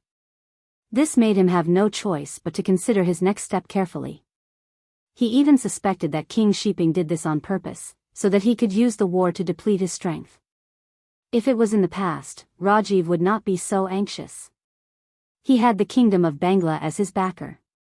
Without a source of soldiers, he could just recruit new ones. After a period of training, there would be an army that could fight. But now, even the king had surrendered. He no longer had a backer and a source of soldiers. In such a situation, every death meant one less person. He didn't know when he would be able to replenish his men. He had no choice but to think about it carefully. Also, why was there no movement in the city after more than 4 hours? Didn't King Shiping already arrange everything? Then what was all this about? He desperately wanted to know, so he arranged for someone to ask Mukong. Rajiv was not the only one who did not know that King Shiping had been captured by Yang Chendong. Even Mu Tsong did not know. At this moment, he was still in the forest, waiting for Yao Yingjun to appear. However, after the death of Jiang Wuqing and 5,000 cavalrymen, Yao Yingjun was clearly afraid and did not move forward. This was good too. Mu Tsong was also happy to have some peace. He was waiting for good news from Yunnan Manor. He was full of confidence in his father. What? Rajiv asked what to do next. What else can we do? Of course, we have to continue the siege. Tell him that the timing is not right, so my father did not make a move. That's why he has to go all out. If we don't attract the attention of the defenders, how can my father carry out his plan? Mu Tsong was resting against a tree when he was disturbed by the people sent by Lavajai. He immediately spoke with disdain. The men returned resentfully. When these words reached Rajiv's ears, he was stupefied. Then, he reflected on himself. Could it be that the siege was not successful, and King Shiping did not see the right opportunity to make a move? If that was the case, he would have to work hard to continue the siege. Rajiv made a decision, or rather, he could only obey his decision. He went to find Wuxia again to discuss the siege. Unfortunately, he was directly rejected this time. He was so angry that he cursed as soon as he left the tent. Wuxia, this general will definitely tell young Master Mu about what you did. Don't think about fighting for something good in the future. Humph! After the angry Rajiv returned to the main camp, he gathered 10,000 soldiers under his command and launched another fierce attack on Yunnan Manor's West Gate Tower. Compared to before, this attack was more ferocious. It was obvious that he wanted to use the army to suppress the city and create enough conditions for King Shiping to make a move. Rajiv, who thought he was doing the right thing, did not know that the 5-star army's real reinforcements were less than 10 li away from Yunnan Manor's south. The first reinforcements were known as the King of Cavalry, the world's first cavalry army. After receiving Yang Chendong's telegram, each soldier was equipped with 4 horses and galloped out of Mount Liang under the lead of Army Commander Tianhu. Along the way, they did not enter the city but took a detour. When the black mass of cavalry passed by, the soldiers of the 3 provinces in each city closed their doors and did not come out. The might of this cavalry was so fierce that it gave people a feeling of invincibility from afar. It was already fortunate that they didn't attack their cities. Who would take the initiative to find trouble with them? Because there was no one to stop them, the world's first cavalry army moved faster and faster. Finally, after each of the riders had almost run 2 horses to death, they saw Yunnan Manor in the distance. At this time, Hu Helu, the commander of the army guards, came to Tianhu with an urgent telegram. General, the 6th young master sent an urgent message. Stop.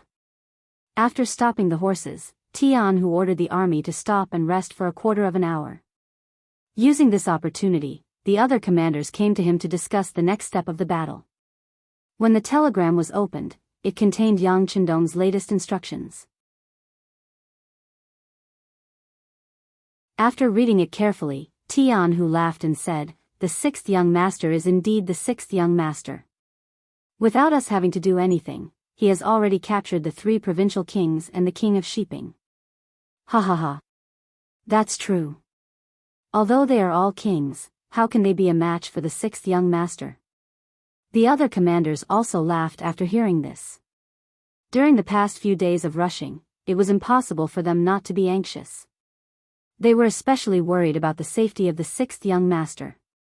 Their past experience told them that the 6th young master was very powerful and would be fine.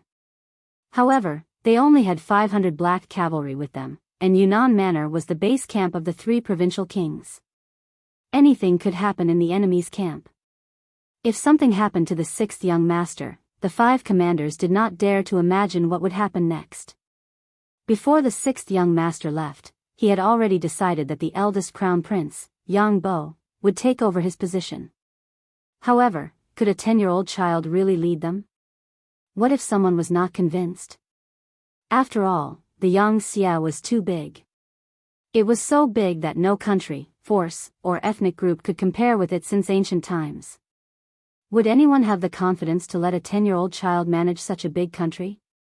At that time, it was possible that the huge Yang family would fall apart in an instant. If that was the case, where should they go from here?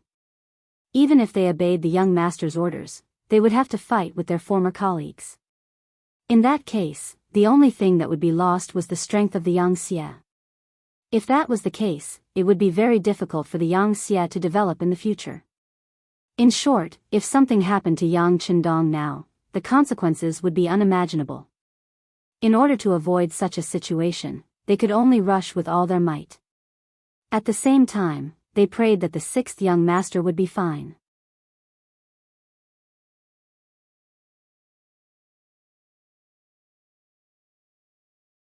Chapter 1596.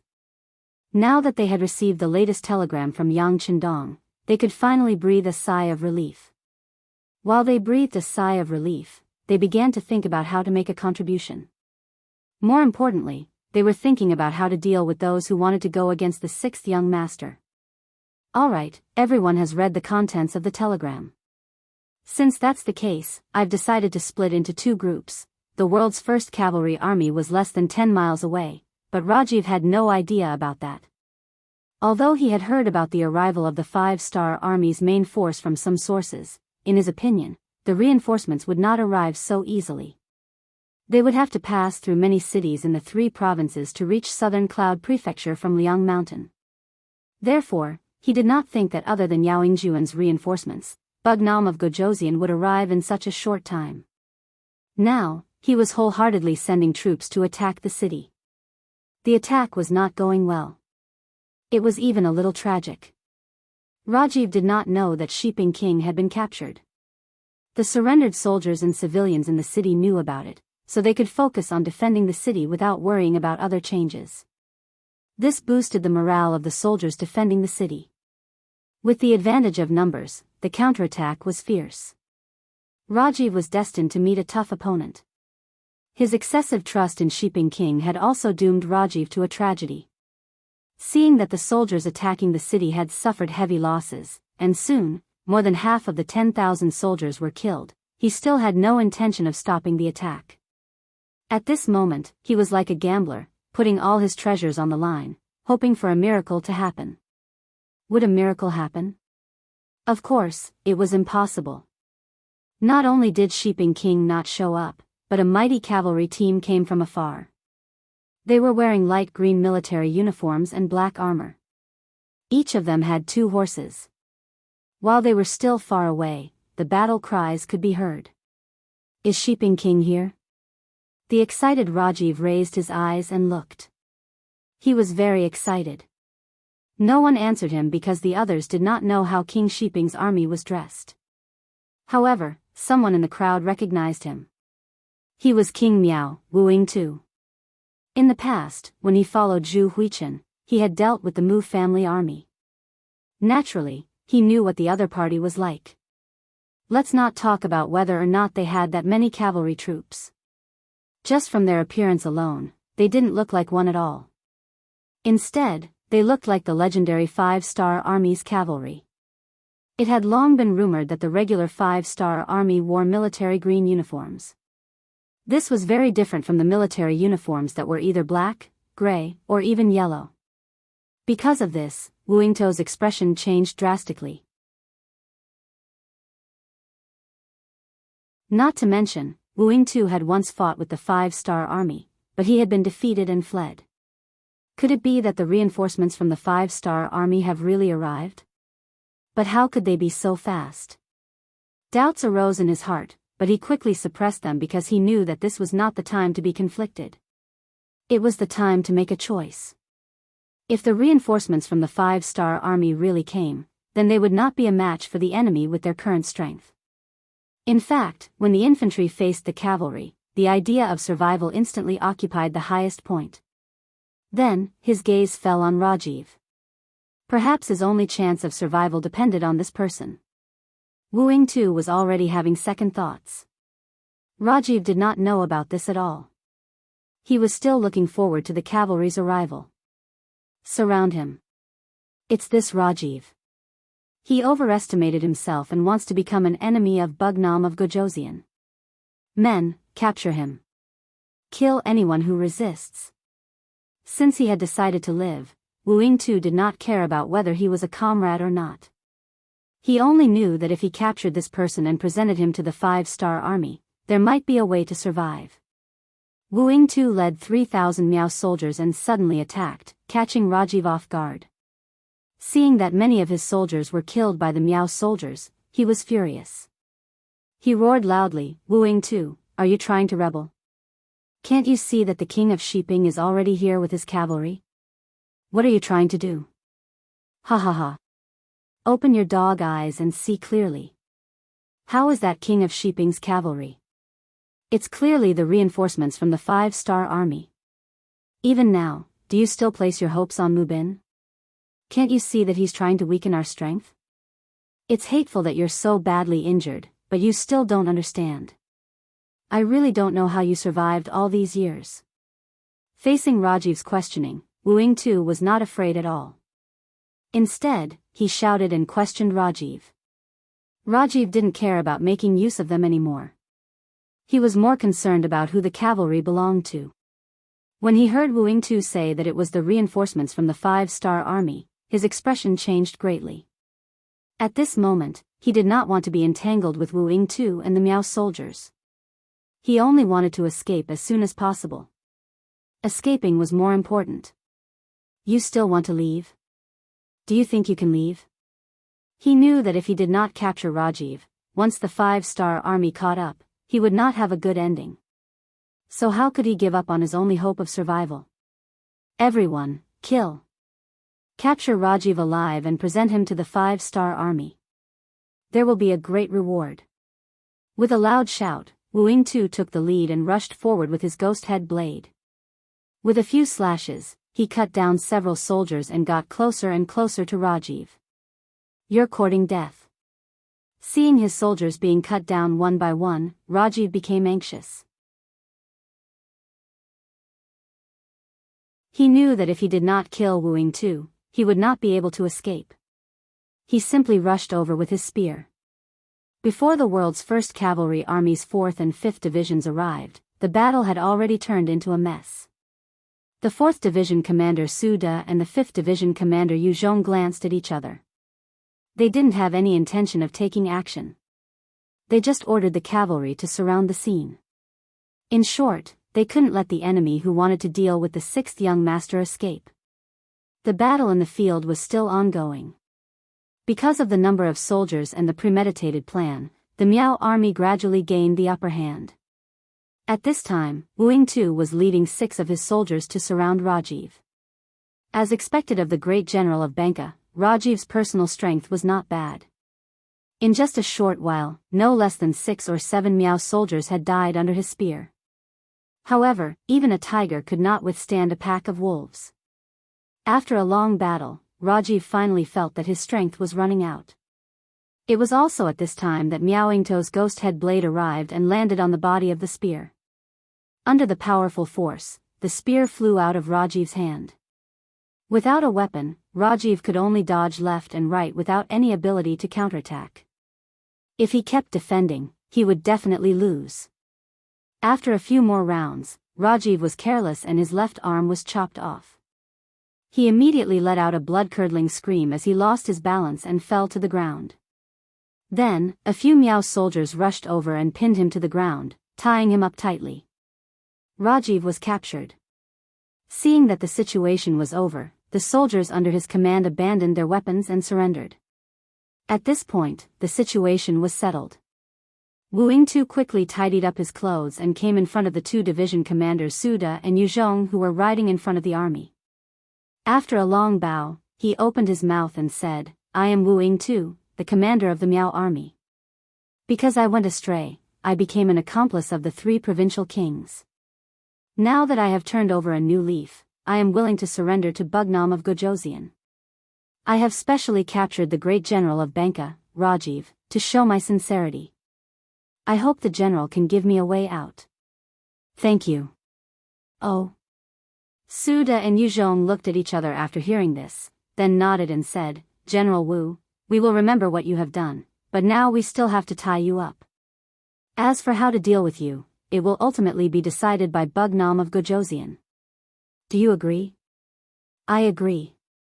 Wu Yingtu gritted his teeth and said helplessly. He didn't know what his future would be like. Now he could only hope that Yang Chendong would remember his contributions and not kill him. Under the city walls of Yunnan Prefecture, the chaotic battle ended dramatically. Without waiting for the world's first cavalry army to make a move, tens of thousands of enemy troops had all surrendered. This made the surrendered soldiers and the people in the city cheered. Beta Persei, who was standing on the city tower, also waved his hand with joy and said, Come on, open the city gate and welcome the army into the city. In the dense forest, Mu Tsong was still sleeping comfortably against a tree. In his dream, he saw his father capturing Yang Chendong and making a great contribution. This was where Mu Tsong's confidence in his father came from. After all, the Mu family had been operating in Yunnan Prefecture for a long time. In addition, they suddenly appeared and attacked. How could Bugnam of Gojoseon, who had just arrived for a few days, contend against them? As his son, He only needed to wait for Yunnan Prefecture to be taken down by his father, then he would return with the army. At that time, they would immediately contact the Southern Ming Army. With the support of the Southern Ming Army, how could a leaderless 5-star army be a match? In his dream, Mu Tsong was already overjoyed. He even saw the Southern Ming Empire's reinforcements coming. It was a mighty and majestic cavalry. Their arrival caused the earth to tremble. It was truly awe-inspiring. Crown Prince, this is bad. Another cavalry unit is coming. Just when Mu Tsong was still dreaming, he suddenly heard such a voice. Then his shoulder was shaken and he became completely awake. What's going on? When he opened his eyes and saw General Azad shaking him, Mu Tsong still had a sleepy expression. Prince, a large number of cavalry suddenly appeared behind us. Cavalry? Are the Southern Ming Army's reinforcements here? Mu Tsong was still in a dream and couldn't extricate himself. No, they are using the banner of the 5-star army. Azad's face was pale and his body was trembling. What? 5-star army, that's impossible. Mu Tsong's first thought was disbelief, then he kept shaking his head. Behind them was Yunnan Prefecture. His father should have taken it down by now. Then how could there be 5-star army's reinforcements coming from this direction?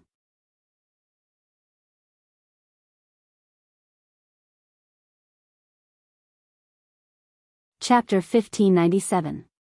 Regardless of whether he believed it or not, the truth was the truth.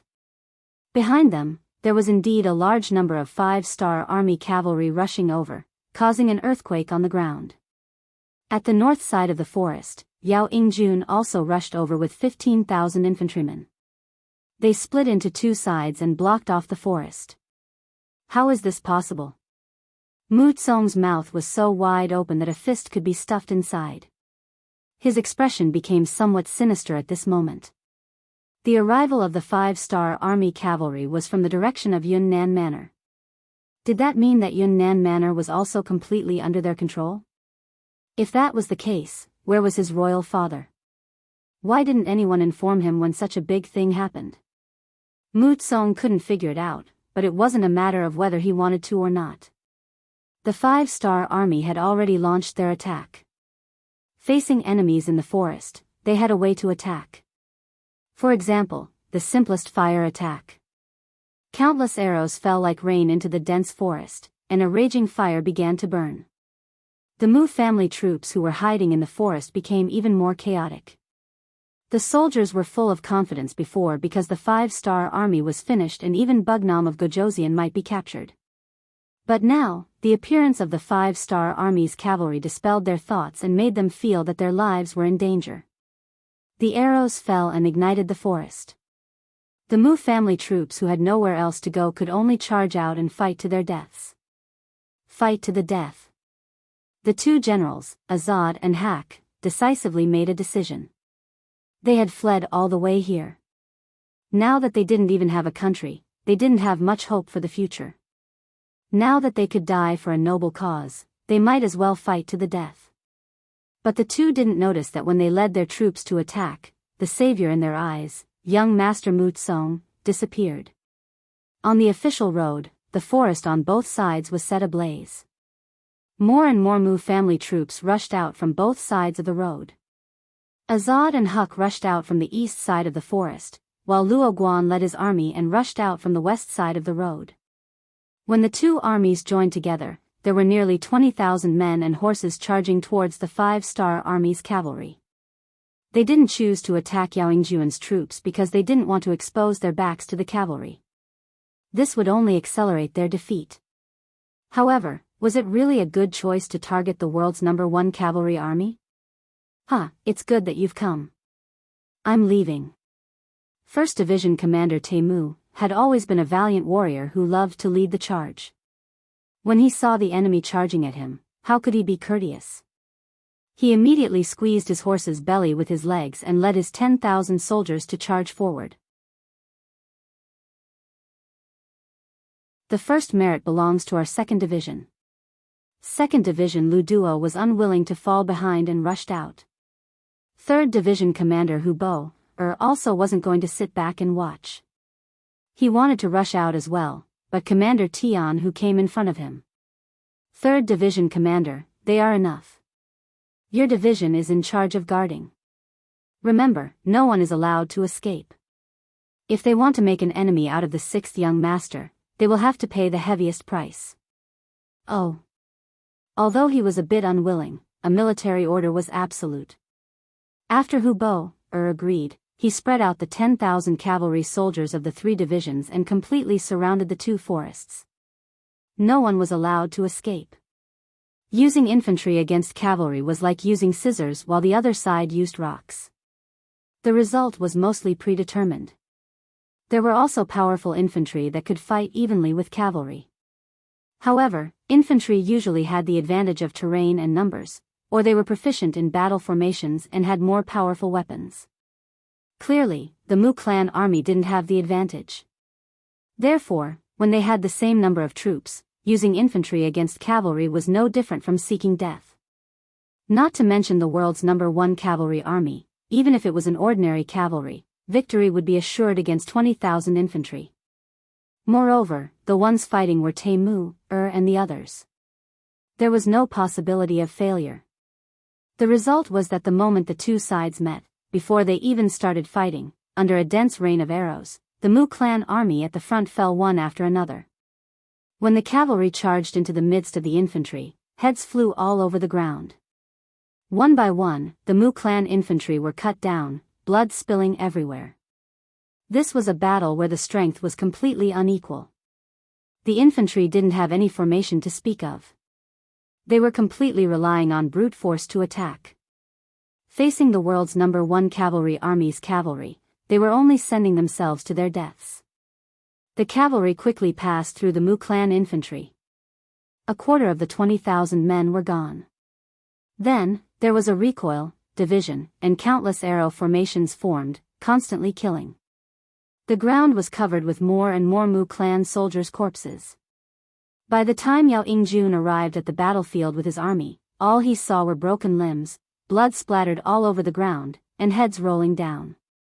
General Yao, I'll leave the task of cleaning up the battlefield to you, he. Riding on his horse, Commander Temu showed Yao Yingjun his row of white teeth, then urged his horse to leave with the army. The world's #1 cavalry army had their own pride.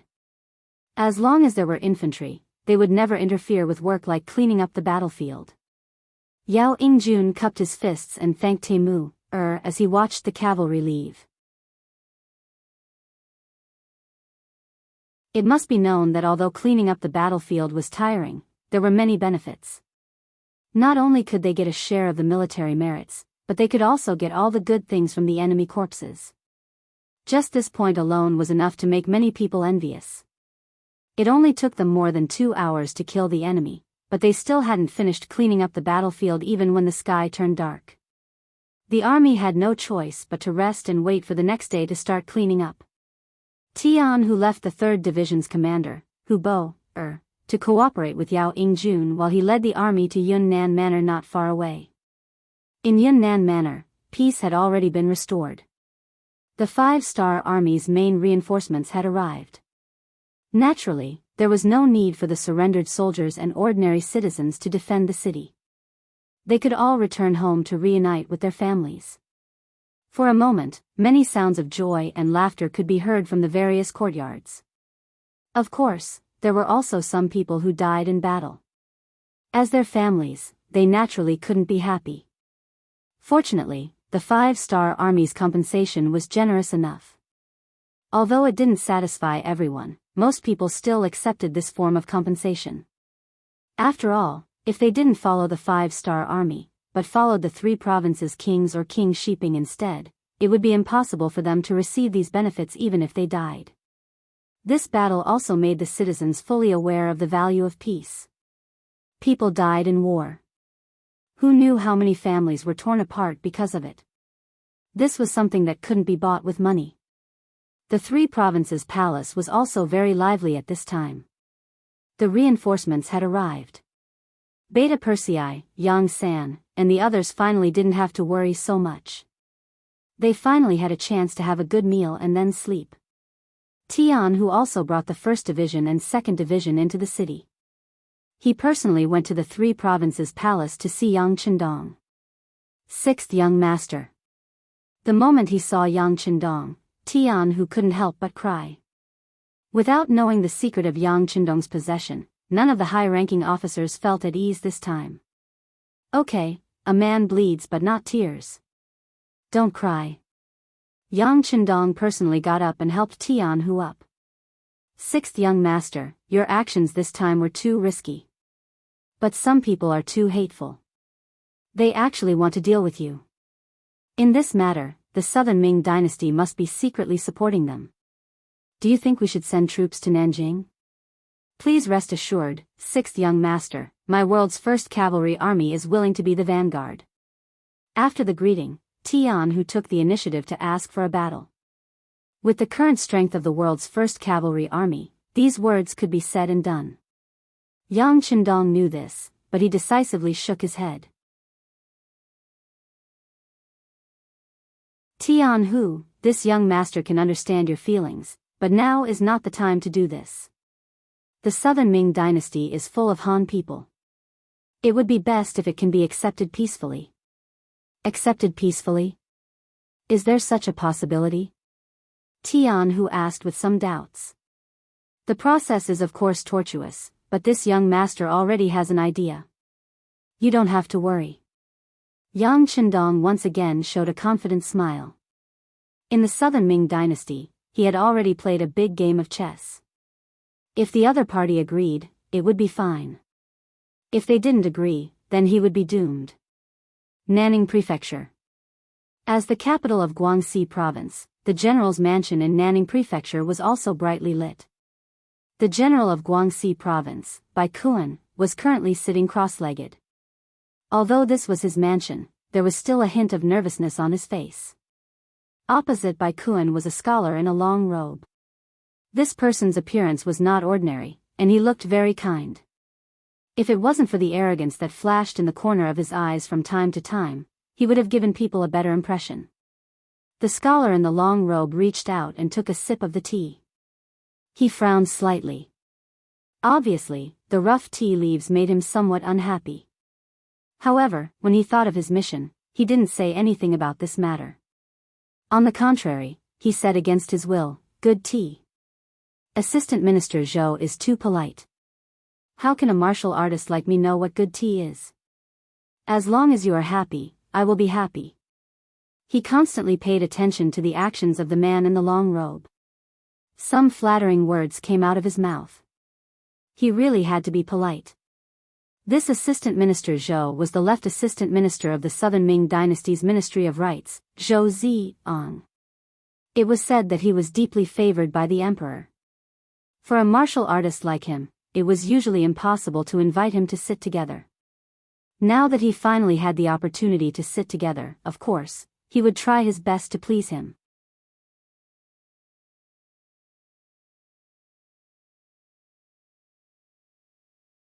Chapter 1598. Not to mention, Bai Kuan was also a criminal. Who told him to be a subordinate of the 3 provinces' king, Zhu Huiyun? The commoners didn't know, but how could he not know? The Southern Ming imperial court didn't have any impression of the 3 provinces' king.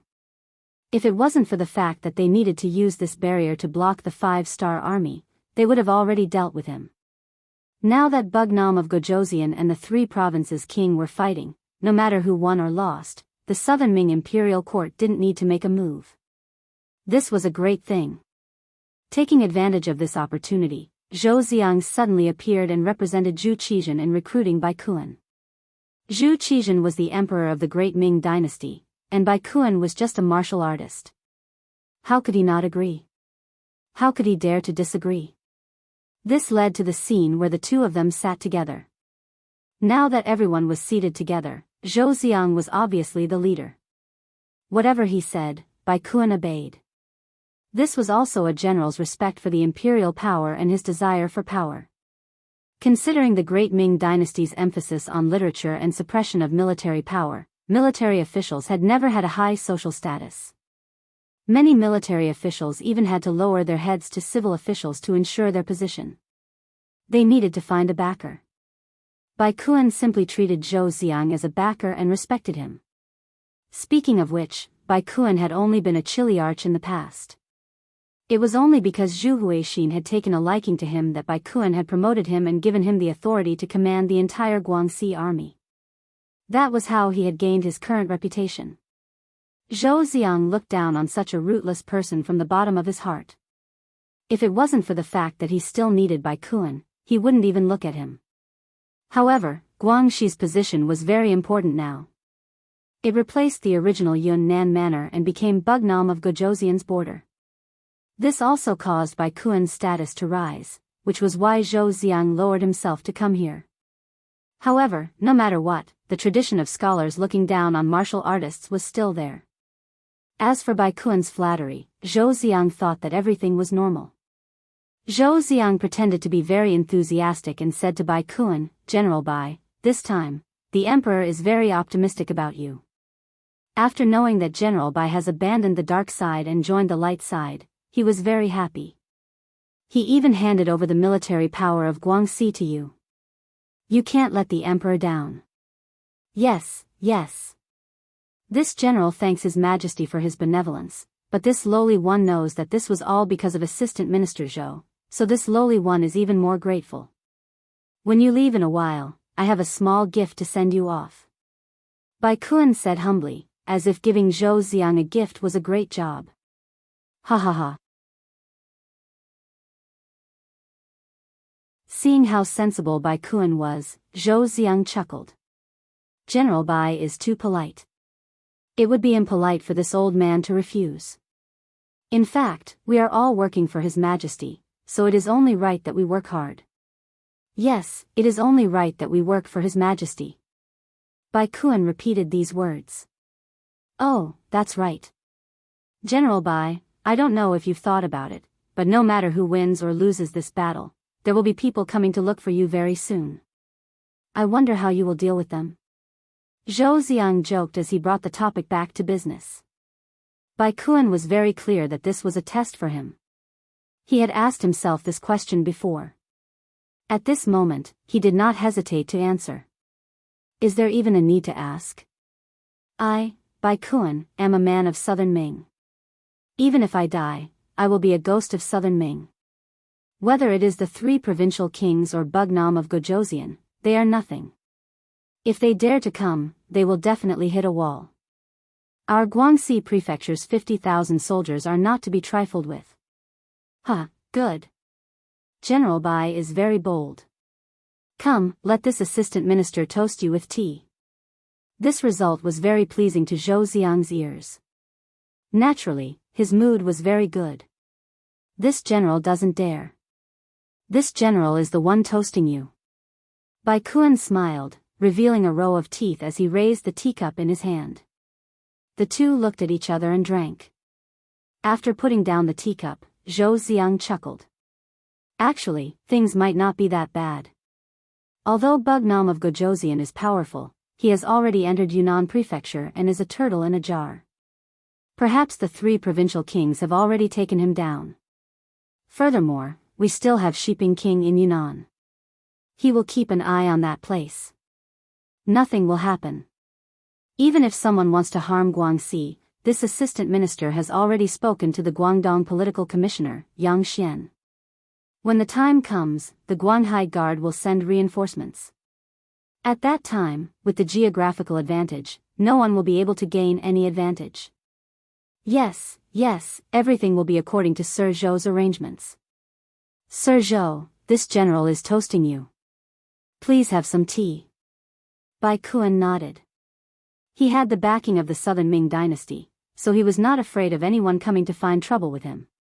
If anyone came, he would use all his strength to kick them out. At that time, he would be able to obtain military merits. One wanted to curry favor, while the other wanted to appease people. The atmosphere was getting better and better. About an hour later, Zhou Xiang left in satisfaction. Of course, before he left, someone had already handed him a 5,000 taels banknote. This made his smile even brighter. However, this brilliance did not last for long. After just one night, when Zhou Xiang woke up again, a servant placed the contents of the letter he had just received in front of him. When he read the contents, Zhou Xiang, who originally had a slight urge to pee, no longer had the urge to do so. He became extremely clear-headed. It says that the 3 provincial kings and Shiping king were captured by Wu Nanwu. Is this true? It can't be a mistake, right? Holding the letter, he asked the person who had delivered the letter with a look of disbelief. The messenger could feel Zhou Xiang's anger, so at this moment, he only knelt on the ground and did not even dare to raise his head. Zhou Xiang knew that the contents could not be wrong, but he did not dare to believe it. Didn't they say that Bugnam of Gojoseon was arrogant and only brought 500 people into Yunnan Manor? The 3 provincial kings had prepared tens of thousands of soldiers and were waiting for the other party to fall into their trap. How did Zhu Huihua get captured? How did this trick work? There was also Shiping King Mubin. He was at the periphery of Yunnan Manor and should have acted according to the situation. If things went south, he could still escape if he could not win. How did he get captured? What exactly happened in the middle of all this? Zhou Xiang could not figure it out. Looking at the trembling messenger kneeling on the ground, he said, "Send a messenger pigeon to the Southern Cloud Manor's embroidered uniform guards. Ask them what happened and how it ended up like this. Report back to me after you figure it out." Finally, he could leave. The messenger in charge of the messenger pigeon quickly nodded and was about to leave. "Wait, this matter cannot be publicized now. If the news is leaked, I will take your life." Thinking that once the news was out, it might cause panic, so Zhou Xiang decided to suppress this matter first. "I understand." The messenger nodded in agreement and finally left, leaving Zhou Xiang alone to sit there and think. After a long time, he sighed. Things changed so quickly that it was somewhat unbelievable. Zhou Xiang could not help but think that the situation in Guangxi seemed to be a bit dangerous. Guangxi was indeed in danger. Zhu Huihua was the king of 3 provinces. This time, Yang Chendong only brought 500 black cavalry and rushed into Yunnan Manor because Zhu Huihua promised that as long as he came, he would hand over the power of the 3 provinces. Although Zhu Huihua had broken his promise, Yang Chendong still kept his promise. Of course, now was the time to take back the power of the 3 provinces. It was just Guangxi. It was impossible to say that Yang Chendong valued it. Currently, Yangtze's territory was rich and populous, so Guangxi province was not a big deal. However, if he wanted to swallow the entire Great Ming, Guangxi was the only way. In addition, he was justified this time. How could he let go of such a good opportunity? First, he met Yao Yingjun and learned that Guizhou had changed sides and voluntarily joined Yangtze. Now that Yunnan was under his feet, and even Shiping's Wang Mubin was captured by him, it was time to solve the problem of Guangxi. Jiang Wuqing died a heroic death. Generous compensation. His family will be rewarded with land. If his children are of appropriate age, they can be sent to the Yang clan school in Suxian City to study. Yao Yingjun's loyalty is commendable. His personal ability is outstanding. Drafting the military affairs of Guizhou and Yunnan. When there is a suitable candidate in the future, he will be replaced. If the soldiers who follow Jiang Daqing are willing to join the 5-star army, they can pass the examination. Those who are not willing to join the army and are willing to follow the people will be given land. Captives must be protected. After paying money, they can also serve the people. Those who can't find a protector will have to serve the Yangtze according to their rank. When the time is up, they will be sent to other Yangtze provinces. They can also enjoy the respect of the Han people. In this battle, the surrendered generals will be judged according to their performance. Those who have performed meritorious deeds can be reduced to commoners. Those who do not change will be sentenced to death or 3 to 30 years of reform through labor.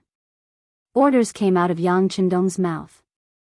The chaos in Yunnan Prefecture was quickly being dealt with. At the same time, the food and other necessities from the other provinces were quickly distributed to Yunnan and Guizhou. This was to ensure that the people here had clothes to wear, food to eat, money to earn, money to spend, and things to buy. After all, this was the land of the Han people. Yang Qindong gave the people here sufficient respect. Not only did he not force them to move, but he also redistributed land and property to ensure that everyone had land to farm and things to do. Of course, the policy of relocation still had to be announced. Although Yangtze's territory was large enough, the number of Han people was still too small. This caused the influence of the Han people to be unable to reach the level that Yang Qindong wanted. You're tuning in to the Biyao's Wuxia Chronicles YouTube channel. Don't forget to subscribe and join us on this journey to catch the most captivating stories.